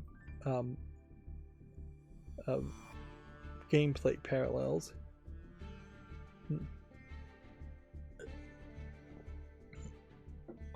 So yeah, it is crazy to cancel games. Maybe there was multiple Deus Ex games in development and they just canceled one of them. We could baselessly speculate on that, but it kind of just doesn't matter. Embracer is just continuously failing. And yeah, the game industry itself is just continuously failing. And there are no parachutes showing up. We haven't heard any new news of major companies hiring or anything like that. It is very possible that the game industry was just oversaturated in general. Now, can the game industry convince consumers of video games that they had to lay off a massive amount of people, and as such, games are now going to be smaller in scale and smaller in quality, lesser in quality?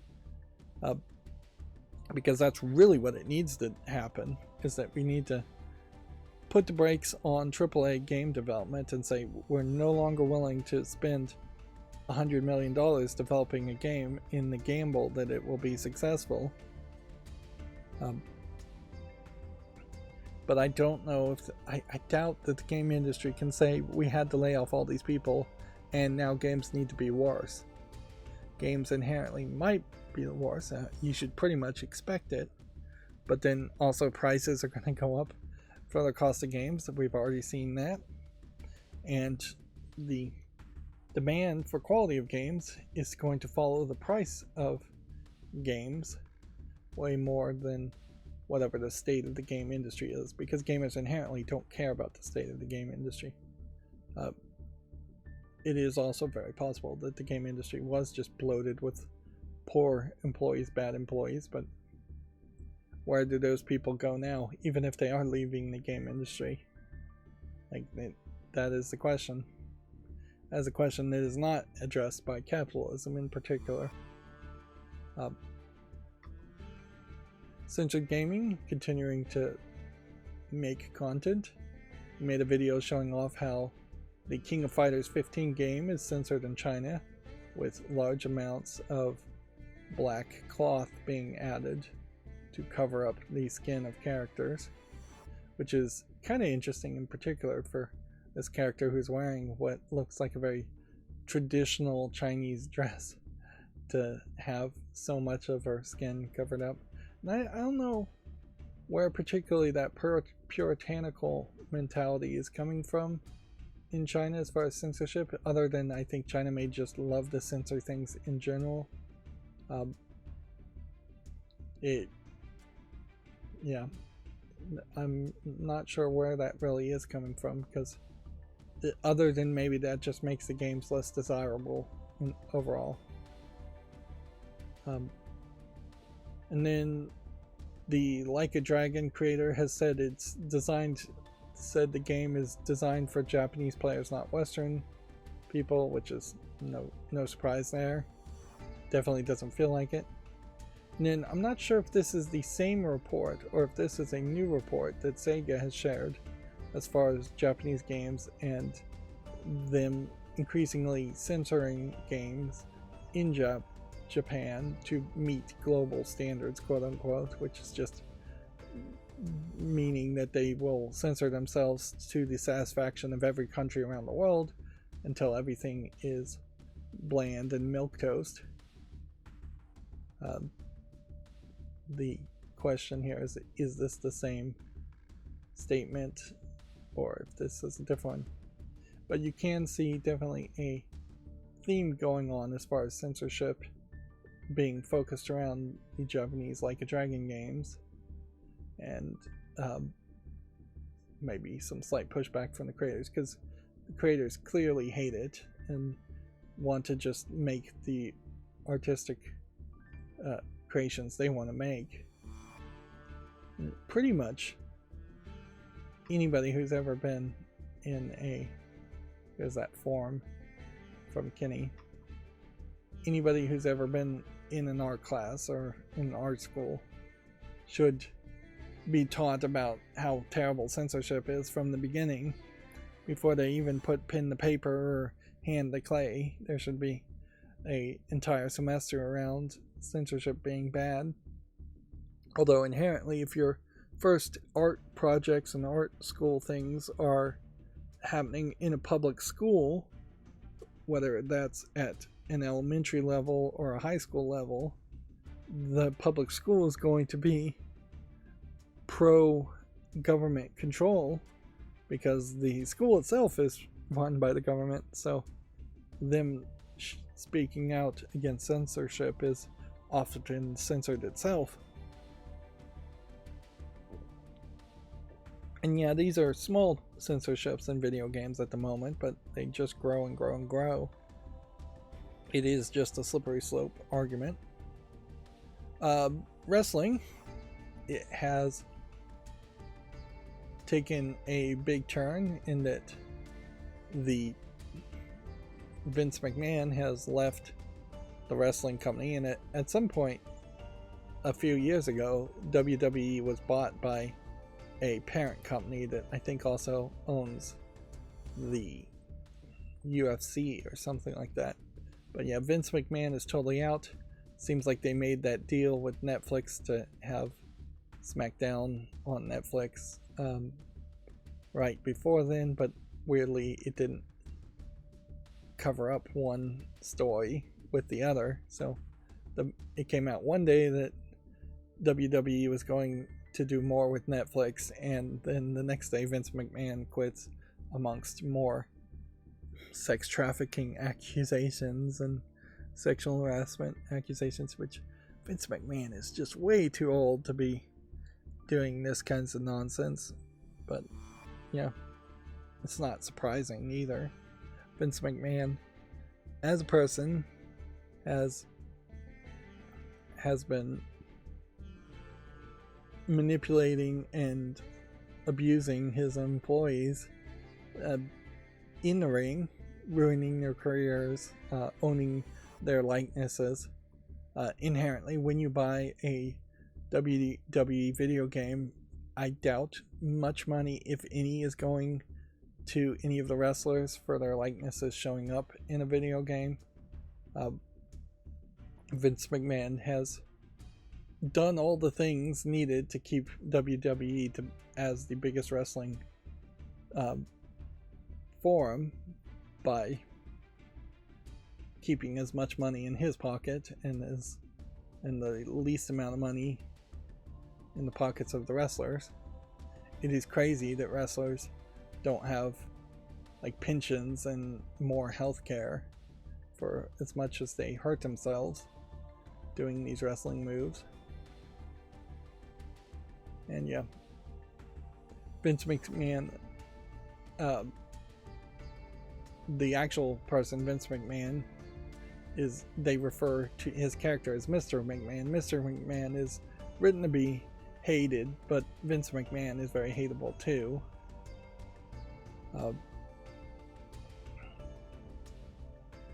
Which, yeah, I think that's the reason why I opened up this tab. I don't think there was any other reason. I was seeing that some of the 3D models here for older characters look way worse. Here you have a modern, I guess this was Ray Ripley, wearing a homage outfit to China, which she was one of the very first actual wrestlers that wanted to wrestle men and wanted to actually wrestle for WWE, and Vince McMahon was off-put by her large size and frankly ruined her career, and very much pushed for entire generations of female wrestlers at WWE to be nothing more than bikini jello wrestlers, mud wrestlers, and they would do much shorter wrestling rounds and they would do much less ambitious maneuvers, and often they would get maybe one wrestling match for an entire event. But yeah, we have more recently a better mix of, last time I watched wrestling at least, there was a better mix of female wrestlers that actually were wrestling each other. I still don't know if they are really going as wild and crazy as the male wrestlers, and I still feel like there's probably a couple of wrestlers in that are very much just there for the visuals and not actually capable of doing wrestling moves. Here we have toys of some of the older wrestlers that I certainly would remember, as far as Stone Cold Steve Austin, The Undertaker, Andre the Giant, Hollywood Hogan, or Hulk Hogan. I assume that's The Rock, Brett or Shawn Michaels maybe? It's either Bret Hitman Hart or Shawn Michaels. John Cena. And then I don't know this guy. I don't know this guy. I don't know this guy. I think this is Roman Reigns, who is the big guy right now. I don't know her. I don't know her. I don't know her. So, certainly modern wrestlers are beyond it. Beyond what I've been watching. And certainly they're promoting Cody Rhodes quite a bit. And I haven't seen him wrestle really. I don't know if that's really that video game related either. Stardew Valley 1.6 update is nearing completion, according to the creator. This is from Video Games Chronicle. The update ended up being a little larger in scope than originally planned. And Hogwarts Legacy has now sold 24 million copies, and the PlayStation content is coming to other platforms, along with additional updates and features for the game. I was not aware that there was PlayStation exclusive content for Hogwarts Legacy. And then, who is this person? Why do I have a tweet from them? I may have just randomly clicked on this on accident.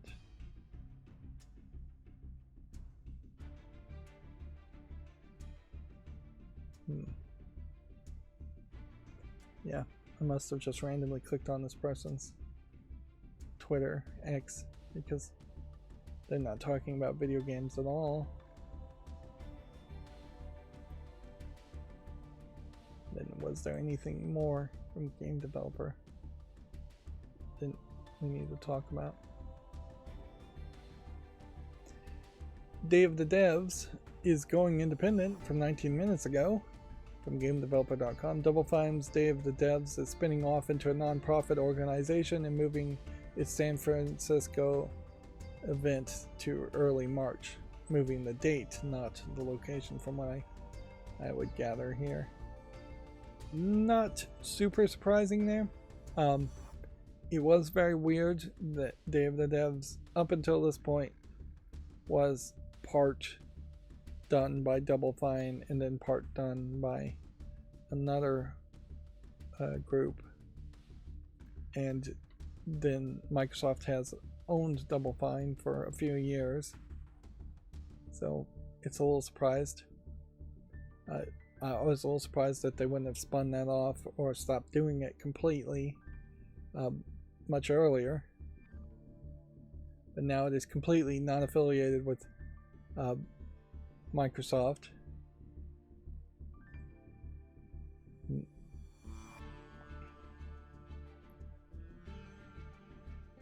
Yeah. The other direction this could have gone certainly is that Microsoft could have embraced Day of the Devs and made it a much bigger thing, and it seems like there's no interest there.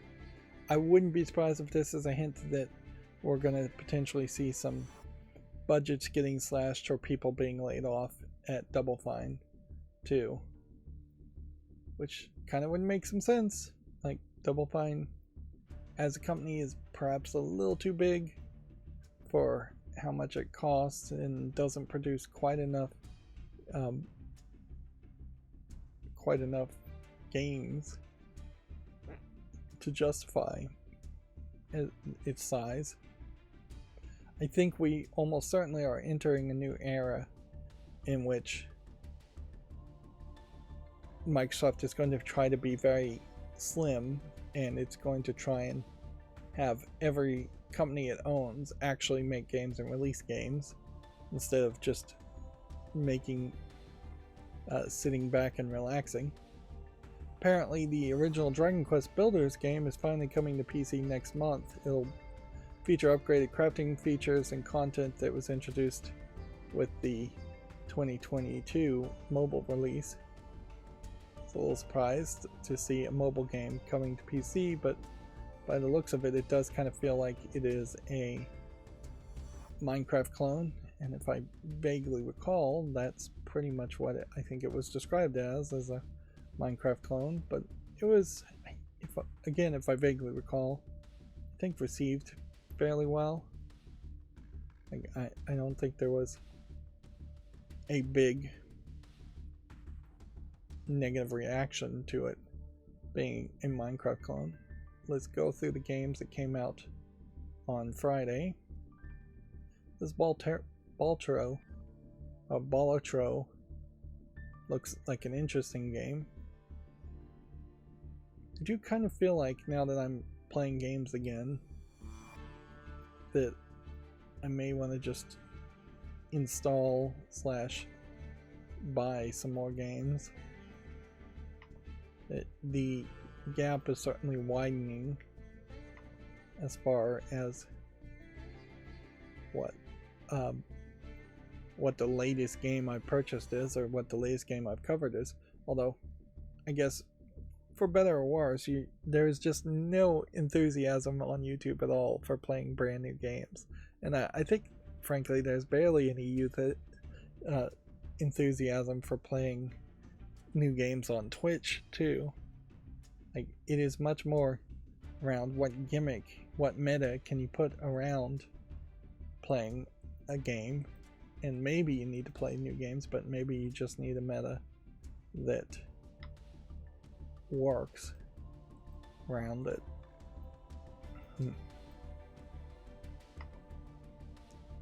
And certainly I wonder about that in particular when I know I have like no camera on my face. And would I suddenly get way more watch time or way more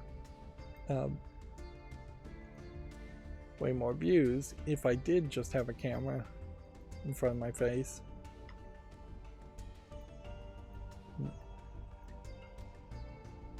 Although, almost certainly, if I'm gonna get ambitious, why not make thumbnails first? Which would probably help quite a bit. Clearly, if there is an audience for my content on YouTube, a big enough audience, I'm not finding it, and the algorithm's not finding it. Because people that are shown my videos do have a tendency to stop paying attention far too early. Another thought certainly would be to have hard endings of episodes at 22 minutes, at 44 minutes, which that is something I could consider doing. I don't know how well people would appreciate me ending an episode automatically at 22 minutes. At best, I probably should have a timer just beeping in my ear 22 minutes in. I could set that up. That would be actually fairly easy to set up. Is to have something that beeps at 22 minutes and tells me to wrap it up, and end it, or beeps at 20 minutes and tells me to wrap it up. I've been arbitrarily picking 30 minutes, but it is also worth pointing out that I'm only averaging 3 minutes, so a significant number of people aren't even getting past the hello part of a video, which a big part of that too is a lot of people are clicking on things they had no intention on watching in the first place. So that is absolutely the audience, as any content creator, you want to avoid. Is you don't want somebody who's not interested in the game. Here we have yet another one of these Spanish only point and click adventure games. Man, there's quite a few of them by the looks of it. It really should be a fan project to translate those. If you have that many games anyways, it should be like an official project too, from the publisher, from the developer. We're seeing still increasing numbers, it feels like, of garbage games, and still seeing 100 hidden cats, 100 hidden ducks, 100 hidden something flooding Steam. In fairness though, they do it slow enough that it's not like every single day there's a new 100 hidden game. I'd assume that they are making enough sales to justify the $100 Steam Direct fee. Perhaps I'm being a little too generous by giving that one a fall. Whoops, close something there. Let me open that back up. History, recently closed tabs.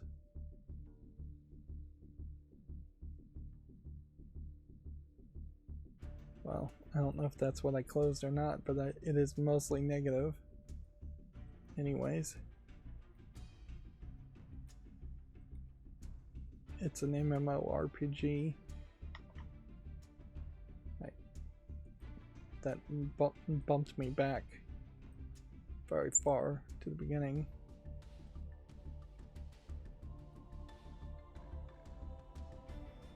I don't know why this is on the fall list. I guess it's probably because it's a kid-looking game. And maybe I just put a bunch of things on the fall list because I'm not really looking that much.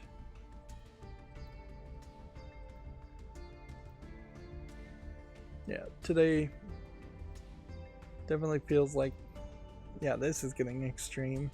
100 hidden cats in China. Definitely feels like a lower energy, but how many of my streams lately have just been lower energy streams anyways? It does feel like I'm dropping the ball on that aspect. My only hope is in my pre-recorded footage I'm not that low energy, but I don't know if I really am or not.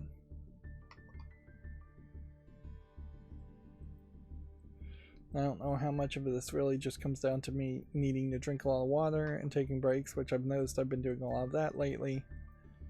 Probably because my heater is turned on, probably because it's cold outside. But also I wonder if perhaps this isn't a case where I'm running out of either a mental capacity to form complete sentences or running out of oxygen in general to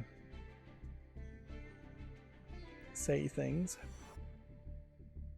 Virtual Girl save Virtual Boy. I'd almost say yes to this from the visuals. It's obviously asset flipping, but it's not doing a terrible job in asset flipping.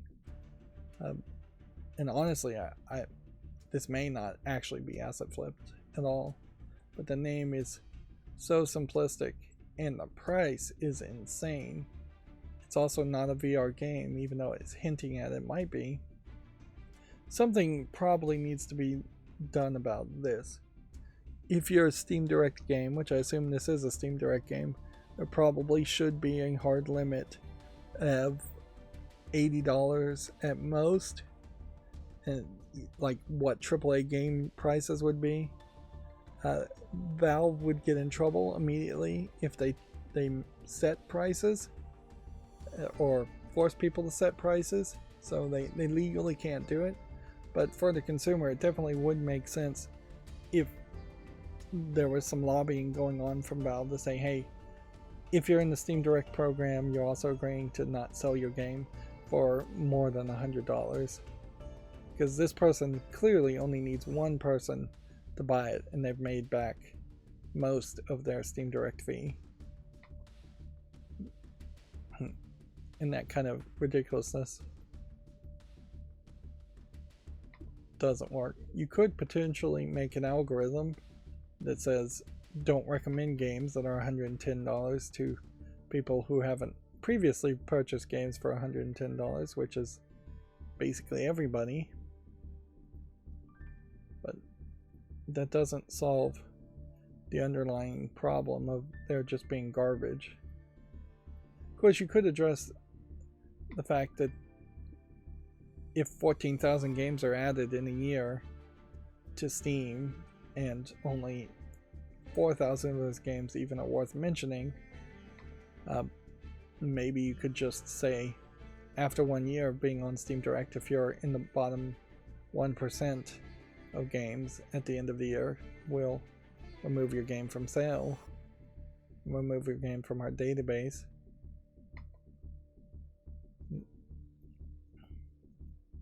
I guess it is really just a question about how deep does the well really need to be, or does it matter if the well is very deep when nobody is reaching the bottom of, trying to swim to the bottom of a well? This is probably a stretched, tortured analogy.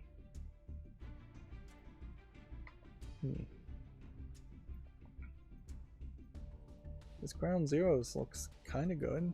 Zero Grounds.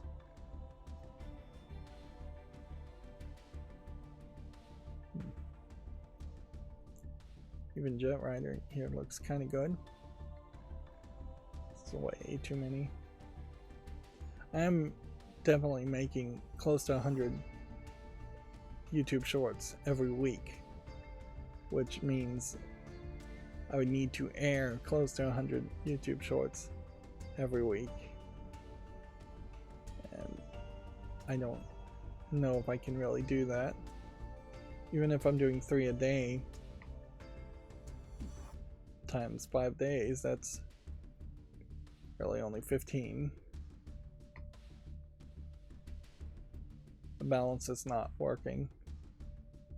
Looking for cats in a badly drawn city.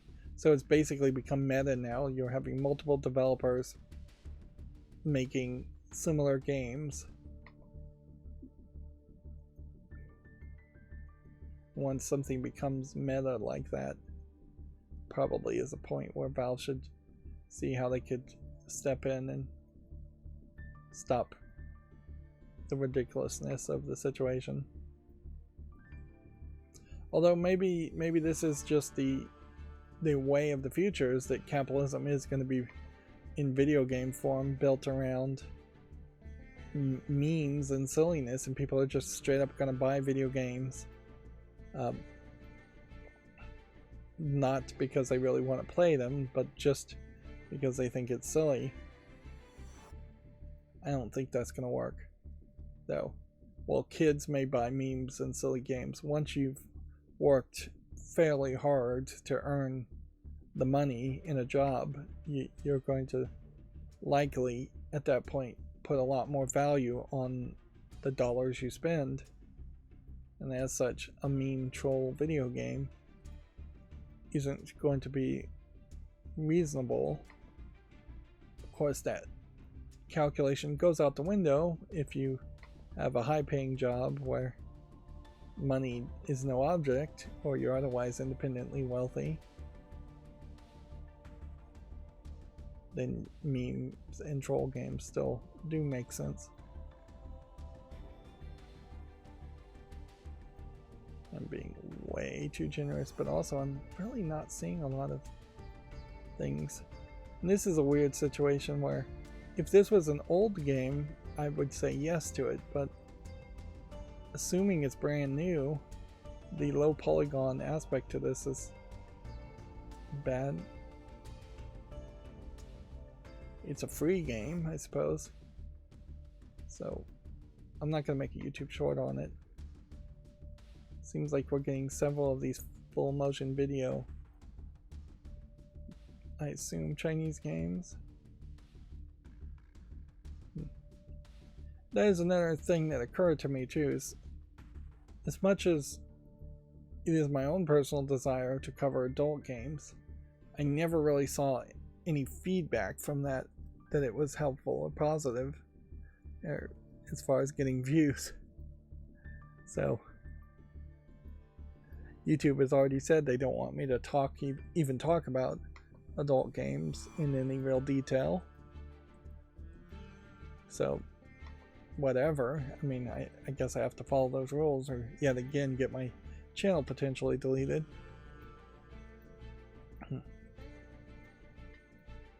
But that is, I guess, yet another desire unfulfilled as far as how I would like to create content. And I wouldn't be, frankly, terribly upset if I straight up just made like a Pornhub account and had some kind of Pornhub thing to address that need if I had the extra ambition and the extra time, where we talk about adult games on a site like Pornhub.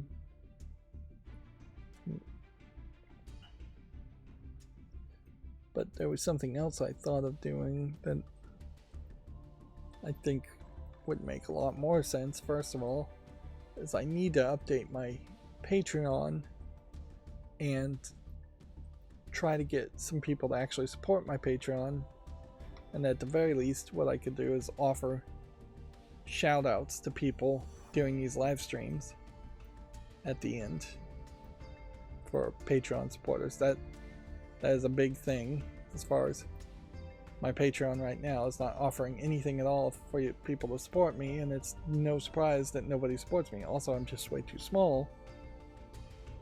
Even what seem like very polished, very big YouTube channels have very few Patreon supporters, which maybe that's all you really need too. Maybe you only need 20 or 30 really successful. Here we have another Chinese faux porn foot fetish garbage game. What language is this? Thai. Interesting. Yep. I think I've probably seen maybe 1 or 2 Thai language only games before on Steam. And very few games, honestly, that even support the Taiwanese language or the Thai language. But yeah, that is something I should do very quickly. I wouldn't even really have to act too much there. But yeah, maybe Patreon is the way to go. They just have 20 people who really love you, who really want to support you. A lot of times it seems like it's other YouTubers supporting other YouTubers on the Patreons.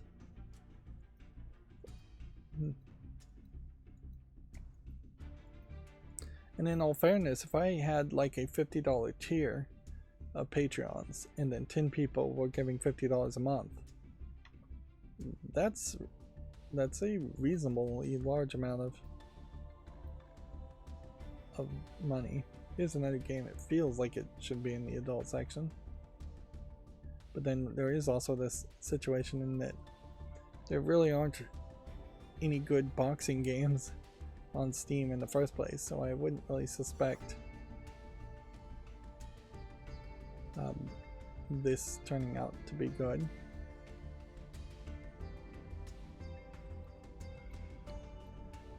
Yeah, and I definitely can't get away from YouTube Shorts. They are just certainly working very well as effectively just commercials and getting people's attention. I need probably some kind of content that's in between a 30-minute episode and a YouTube short that's 1 minute, and I have not figured out any way what to do with that. Clips would make sense there if you were just constantly making clips from longer events, but I don't know what clips I can personally make too from like these live streams that I'm doing right now. I don't know what kind of clips. And honestly, I don't. Well, I guess what I would do, now that I've put some thought to it, and I guess I just haven't thought about it. In fairness, I guess this is something a lot of people say is, I don't know how to do something, but they haven't even given a second of a thought as far as how you would do something. I could see making clips that are over a minute and not in the vertical format, the portrait format of when I'm talking about video game news from these events. Yeah. If I have anything interesting to say there at all.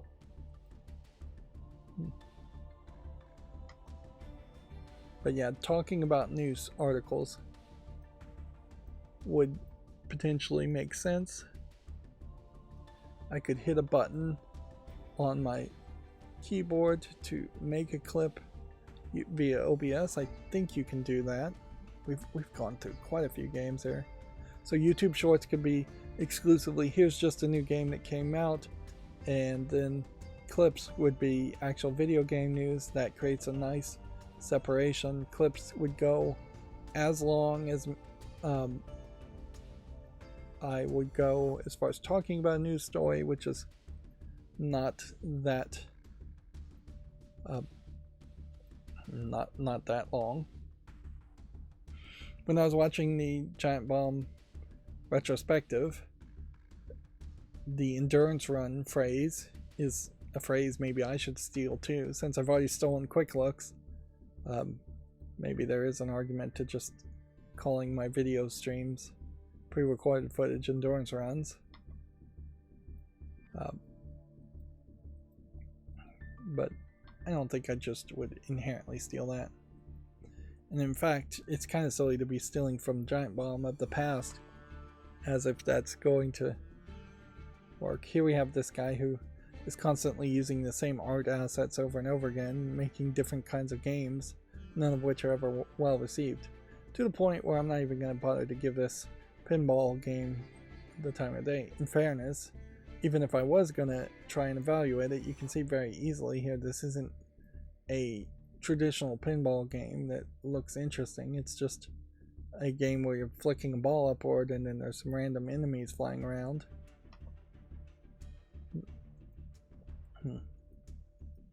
Had I curated any of these games before, this would have been a much shorter experience.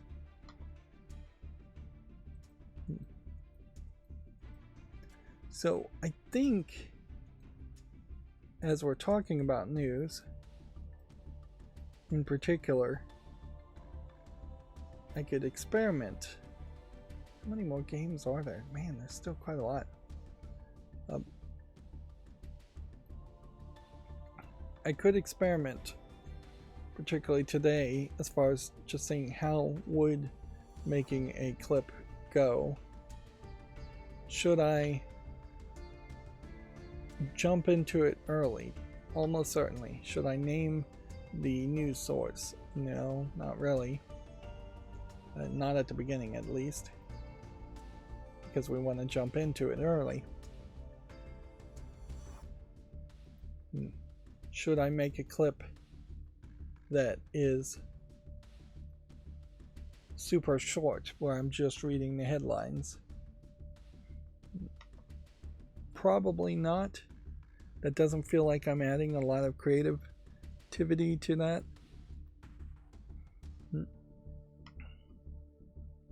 Like, it may very well boil down to that, frankly, anyways. But if I am just reading headlines, is that really providing much of a service? For some people, it would be, certainly, if you're blind, if you have struggle reading.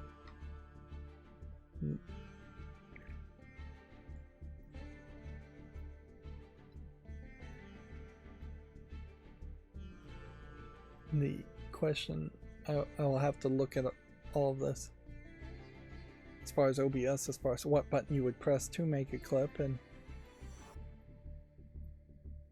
like OBS may very well be designed by default to make 30-second clips when I really need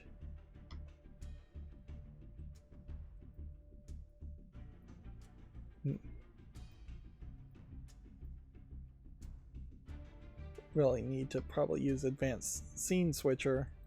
Sorry, I paused there. To script it so that there would be a start and a stop button. And I'm not sure you can 100% make a start and stop button work. So I definitely have to do some research. First thing to do would be to try and train myself to be better. As much better as I might be able to do it. And then the second step would be, this is creepy looking. I kind of like it. Purple zombie character from the looks of it. Either that or kidnapped person. And not a zombie.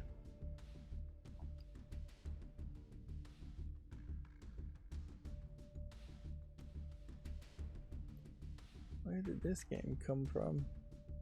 That's already on the fall list. I wasn't even really trying to check that out either, to eliminate games that would have already been on the fall list, so I may have 3 or 4 redundant games getting extra YouTube shorts.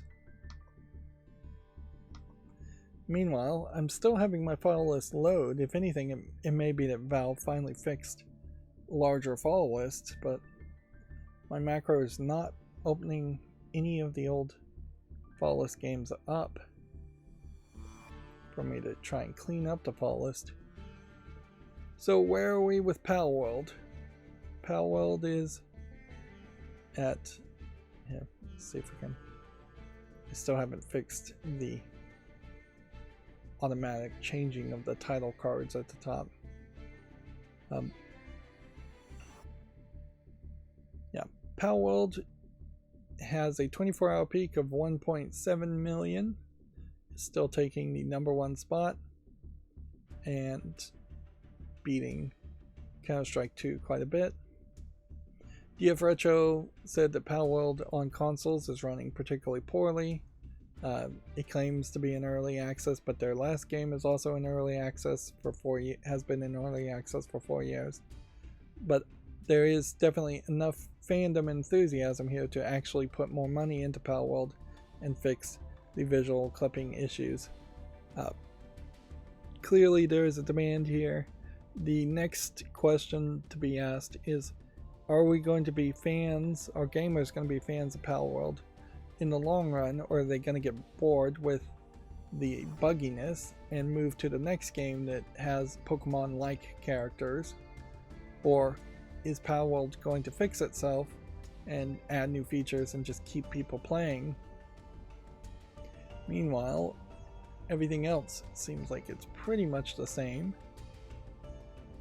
We are seeing here that Baldur's Gate 3 is back up at a peak, but its peaks never are as high as its last peak. There's something about Baldur's Gate 3 that people are coming back to, then they drop off, then they come back to. I'd have to assume it's some kind of weekly goals or quests or something. Everything else is staying just about the same or slightly going downward. And my chart is just yet another thing that I'm failing to work on. Although in fairness, the chart shouldn't really be that high of a priority.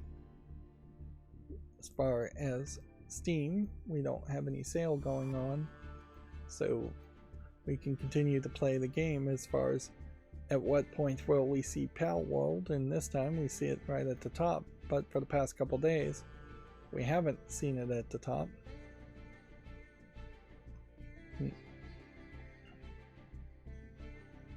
And I'm still wanting to get a Steam Deck, although I'm not going to really probably use it as much as I would.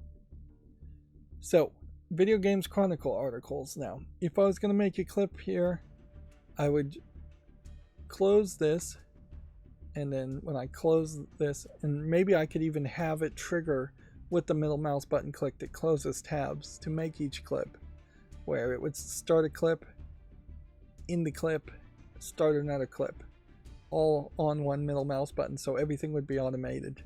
So we'd get to here, and then very quickly I would have to go, the former Call of Duty GM Johanna Faries has been appointed as Blizzard's new president. The ex-NFL executive will replace the outgoing Mike Ybarra. Is that a full clip in doing that to just read the headlines? No. Do I have anything more to say about this that I didn't say before? No. Am I potentially making clips that would be just headlines at this level, and then if I have opinions,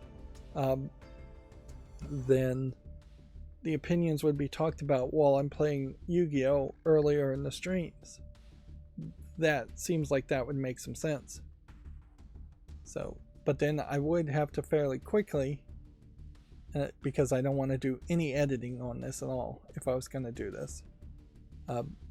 I'd have to fairly quickly dump out of this, and I don't know if clips on YouTube should be separate videos or if they should be maybe time codes, because I could see just programming in some clips via time codes, and having the algorithm work on that.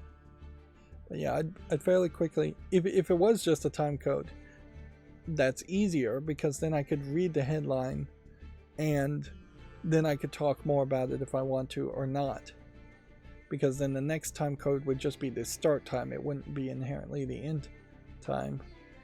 So then I'd have to do something like this: new Deus Ex game reportedly cancelled amid layoffs at Eidos Montreal.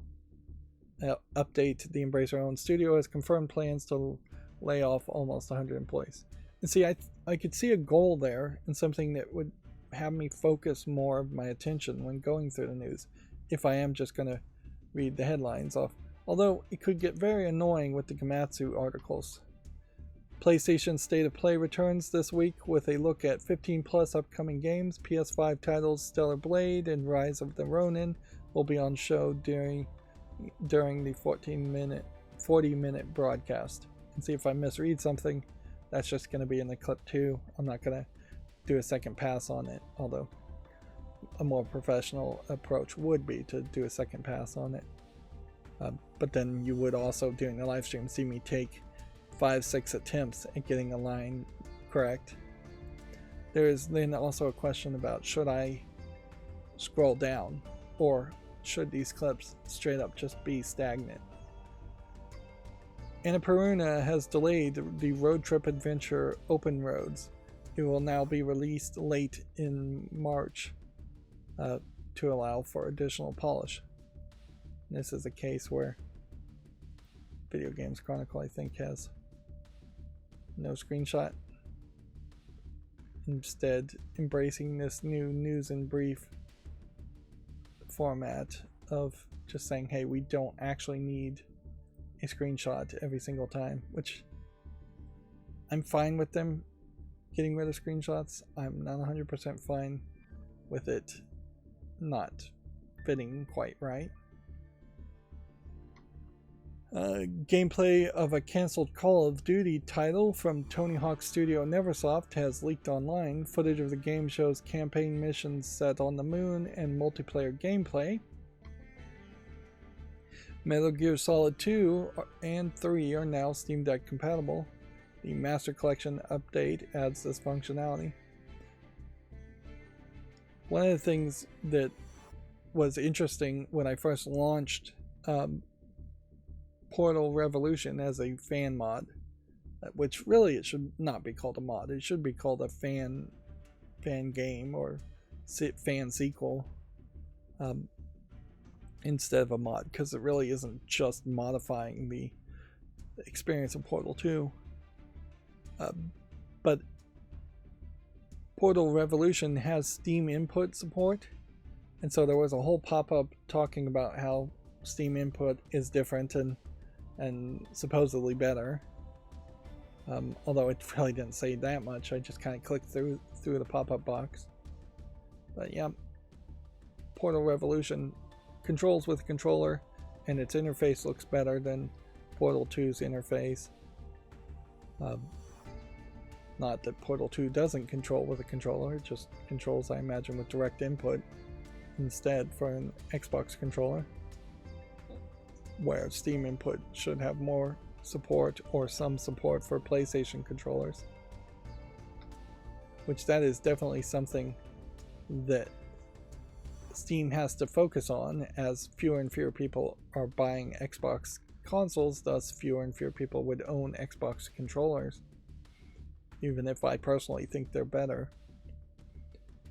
Here's an example where if I had made a clip, it would have been wrong, and at that point I would have had to just like try and duplicate this tab so I could close one. I could probably just do that and then hit the middle mouse button there, but that won't work either, because then the middle mouse button plugin won't work on a blank new page. Those new pages are sandboxed away. Particularly if we've got the headlines working correctly, the clips don't need to be referenced because they're being referenced visually, in my opinion. So yeah, that helps too. The actual story here would be Rocksteady pulls Suicide Squad an hour into early access after the player game's auto-completed. The update here says that Rocksteady has discovered the cause of the issue and is currently testing a fix. I don't know what the game means by auto-completed. Did it jump straight to the credits?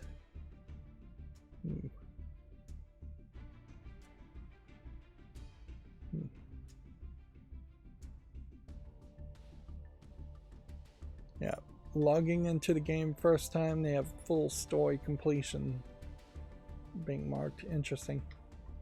Seems like that's a pretty big bug to have.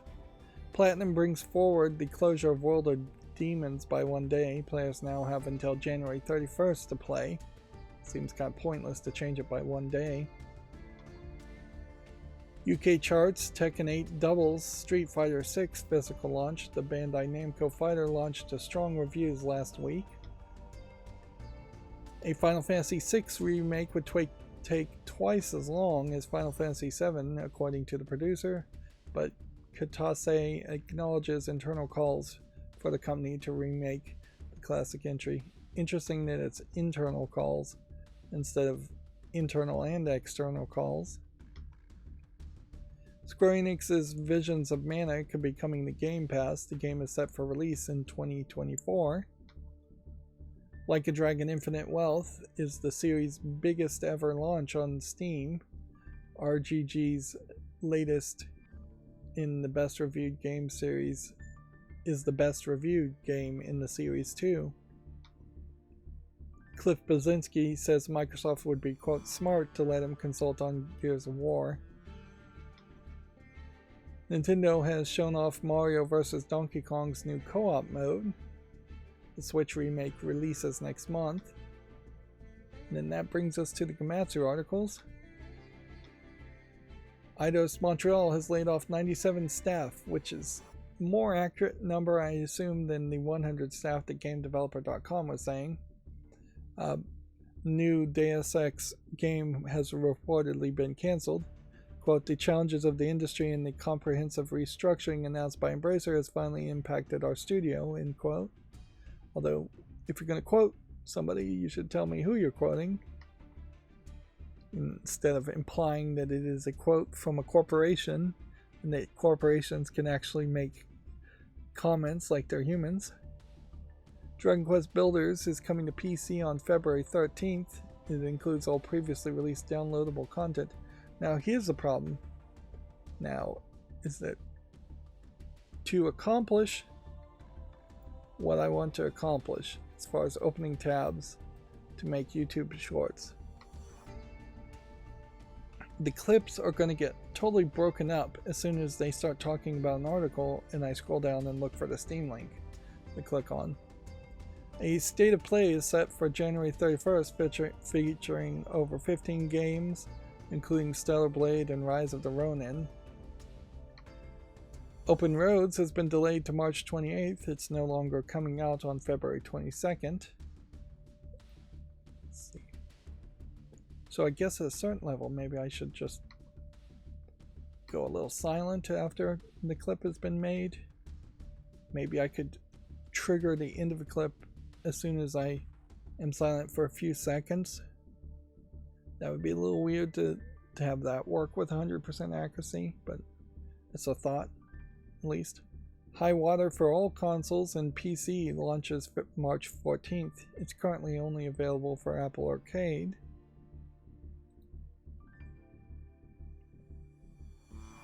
Yeah, I could see potentially trying to trigger the end of a clip at the end of 3 seconds of silence. Biomorph launches March 4th for PC and then later for the PS5, Xbox Series, and Switch.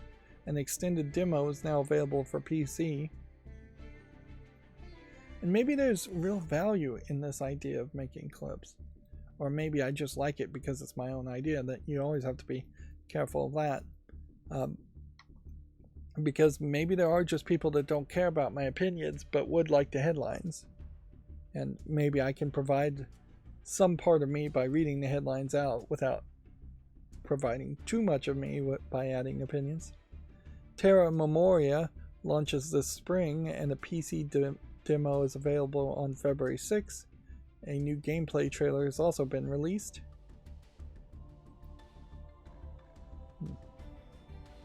Some of this would definitely be redundant to what the YouTube Shorts are, but in fairness, there's no chance that you're going to see all the YouTube Shorts anyways. So it still may make sense. TBS Games and 3 Rings announce I Am Adventure Boy Ultimate Escape Island for Switch. Okay, that sounds like a weird game. Maybe that was a sequel to a game already called I Am Adventure Boy. Eterno Blade 2 Infinity is now available for the PS5 and PS4, coming to Xbox One, Series, Switch, and PC on February 6th. A free update is coming for existing owners.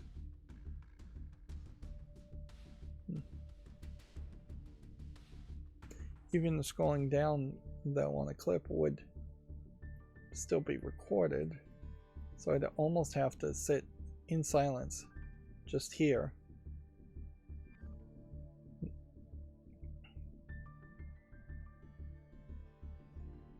almost feels like there should be a video, a animation that says watch more here, because everything is just going to be ... like to be continued on the live stream for clips, which is fine. I guess you just inherently assume that's the case in clips and tend not to have major points where you can break up videos.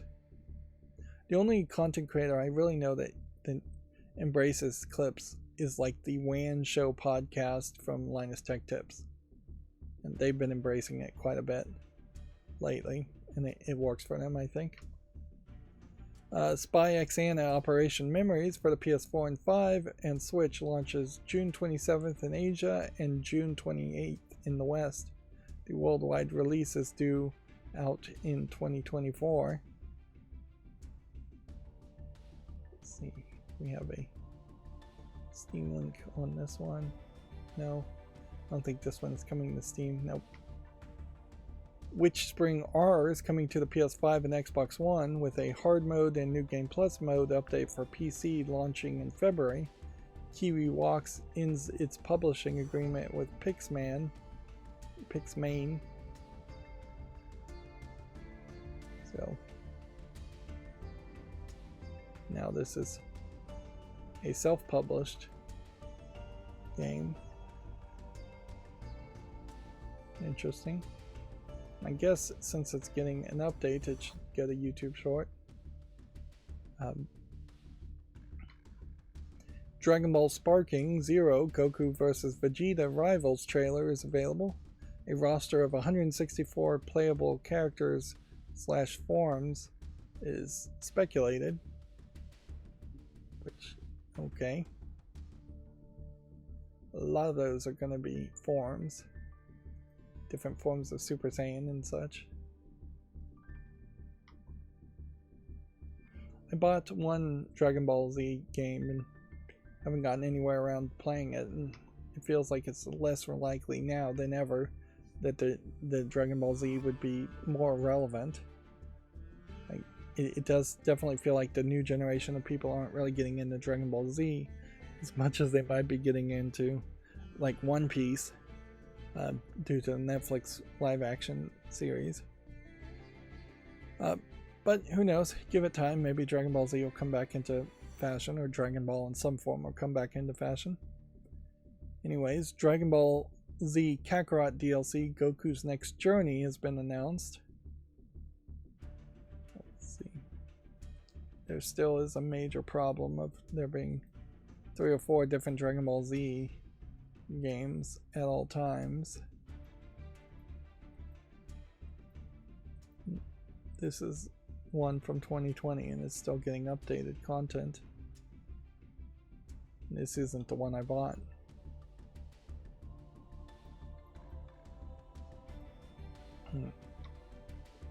This week's Japanese game releases include Grand Blue Fantasy Relink, Persona 3 Reload, Jujutsu Kaisen Cursed Clash, and more. Let's see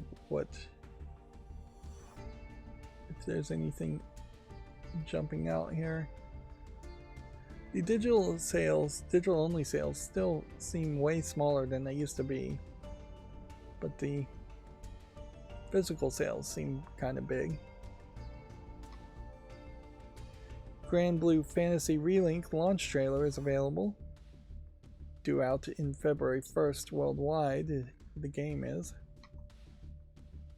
Ancient Weapon Holly launches March 8th for the PS5, Switch, and PC, and then later for the PS4. It's a roguelike action game from Acquire. Let's see the Steam page here.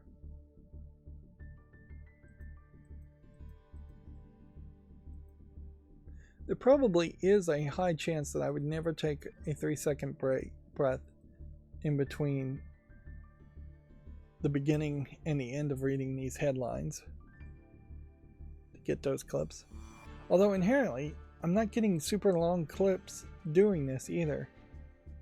Like, it's not filling that gap. If anything, these should be YouTube Shorts, and then the YouTube Shorts should be clips. Because this is really only taking 10-20 seconds to read a headline. Grand Blue Fantasy Versus Rising DLC character 2B launches February 20th alongside version 1.2 update, plus weapon cutouts in online lobbies and a new Zeta costume. This is a crossover event, obviously, including 2B from Nier Automata in Grand Blue Fantasy Versus. This is a PC game, doesn't have a Steam link. Yes, it does. And it's already on my poll list and it's rated very positively. So it really would just come down to, do I have any justification as to why it's not on the wish list already? And I would say no. So just put it on the wish list. The Legend of Heroes Kai no Kisekai Farewell O Zamoria is coming to Asia in traditional Chinese and Korean in 2024. 2 new screenshots have been released. So we've got the beginnings of announcements for a new Legend of Heroes game, although it might be a spin-off game and it may not support English. And it doesn't really seem like it's targeting the West at all.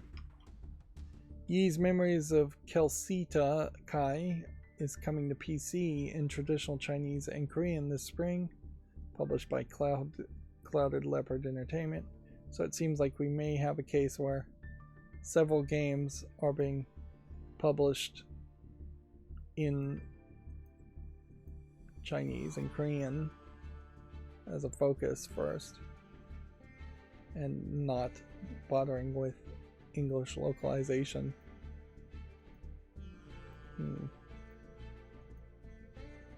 That's interesting, certainly, to see what might be happening here, and that this publisher may just never release these games in English. That certainly would be a step back from what we've seen in the past decades, as far as getting all of the games coming to English. Ys X Nordics is coming to PC in traditional Chinese, simplified Chinese, and Korean on March 4th. Clearly, this is all from the same publisher, Clouded Leopard Entertainment.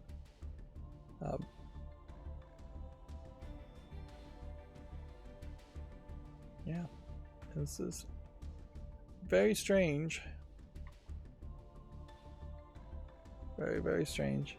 And I would assume that Ys Nordics would get at least a fan translation to English if nothing else happens. We may go back to those days.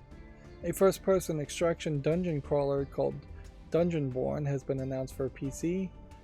Limited time open alpha test is available from February 2nd to the 12th. Interesting idea as far as a extraction dungeon crawler. It does definitely have some feeling of being Diablo-esque with this interface. If anything, this looks like they've straight up just stolen the icons and images from Diablo, but I won't make that a true accusation. I'll just say they look surprisingly similar. Although, in fairness, a shield is just a shield. So, I've never been a fan of any of the other extraction style of games. It would be interesting if set in a fantasy world instead of a sci-fi first-person shooter environment. The idea of being an extraction shooter makes some more sense. At a certain level, a lot of games could be extraction games, and that you could go deeper and deeper into a dungeon, and then many times a lot of games will let you escape or run away, but that's typically not the goal. And certainly I think I might feel a little weird playing a game that encourages you to give up and leave. Even the difference between something like Rogue Legacy, where you die every time to end your run, that feels more comfortable than Rogue Legacy giving you potentially an option to just leave the dungeon and take the money with you, or take more of the money with you. I think that would be a weird way to play. Moving on. Honkai Star Rail version 2.0 update If One Dreams at Midnight launches February 6th. Okay. Persona 3 Reload gameplay has the first 50 minutes. Watch the opening parts of the game. Sin Duality Echoes of Ada, Magus and Cradle Coffin customization trailer. Suit up before you roll out. Some of these headlines I shouldn't bother to read. A real-time turn-based hybrid premium 3D RPG called X Astras launches February 27th for iOS and Android. I feel like some of these stories are older stories we had already talked about. It's priced at $9.99. The Famitsu sales from the 15th to the 21st have been updated. Let's see what's new. Another code taking the number 4 spot. Spider-Man PS2, Spider-Man 2 for the PS5 taking the number 1 spot. Last of Us Part 2 Remastered taking the 13th spot. And then Prince of Persia The Lost Crown for the Nintendo Switch very low in the 27th spot, barely making it to the list at all. Shadow of the Ninja Reborn has been delayed to summer and releases a comparison trailer. The King of Fighters 15 major update launches January 30th, adds advanced strike system. K-Lab and Parket Pair announce a joint development of a hybrid casual game for smartphones. The former Stardew Valley developer announces City Life sim game called Sunkissed City for consoles and PC, due out in Q4 2024. Grand Blue Fantasy Relink live-action Japanese TV commercial is available for viewing at Komatsu. The poker-inspired roguelike deck builder Balatro launches February 22nd for all consoles and PC. The PC demo is now available. Kimono Heroes is coming to the PS4 and 5, the Xbox One and Series, and PC in Q3 2024.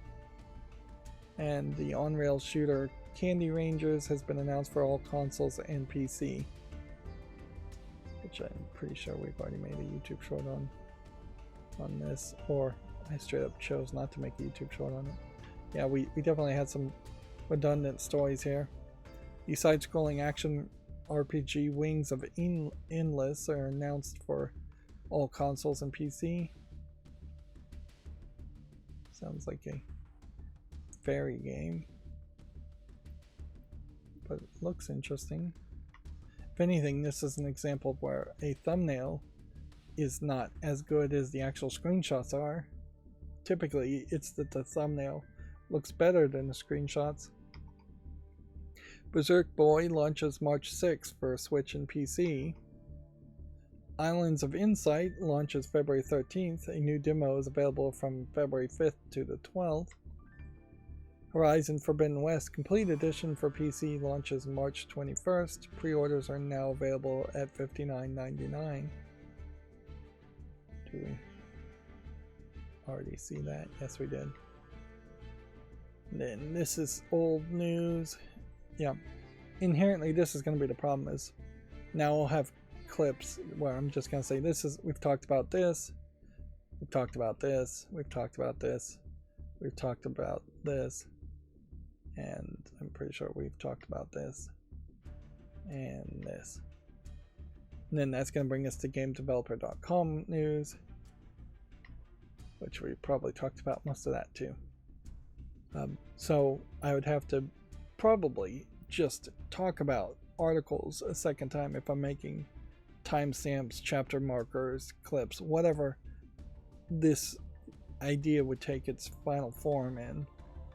And I would just have to go, Johanna Ferry's Call of Duty alum is Blizzard Entertainment's new president. Ferries will take over as Blizzard president in early February and succeeds studio veteran Mike Ybarra.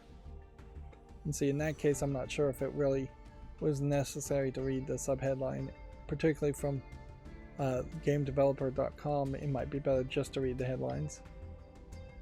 And then I would just have to read everything we've already kind of talked about here before. Day of Devs is going independent.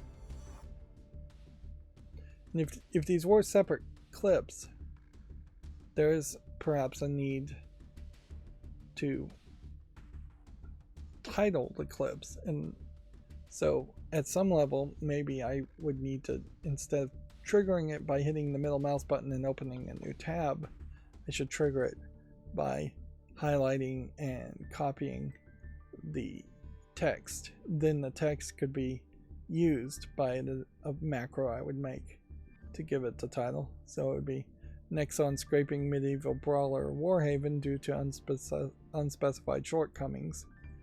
Regrettably, we must bid our sincere farewell as of April 5th, 2024. Now here's the problem with highlighting text.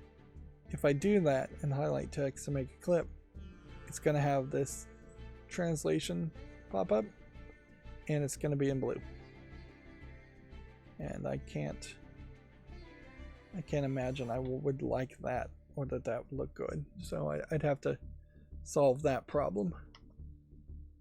And then Blizzard Odyssey's MMO was killed due to ongoing engine woes. And then, yep, that is going to be the end of today's stream, which it definitely felt like it was going to be way longer than it turned out to be. Like we didn't even really go 3 hours today.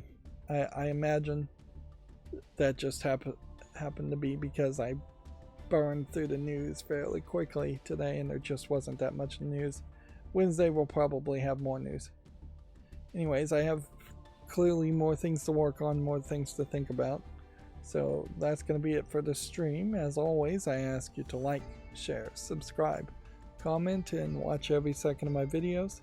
This would be the point also where I would have a list of Patreon supporters. Thank you for watching. Have a good evening.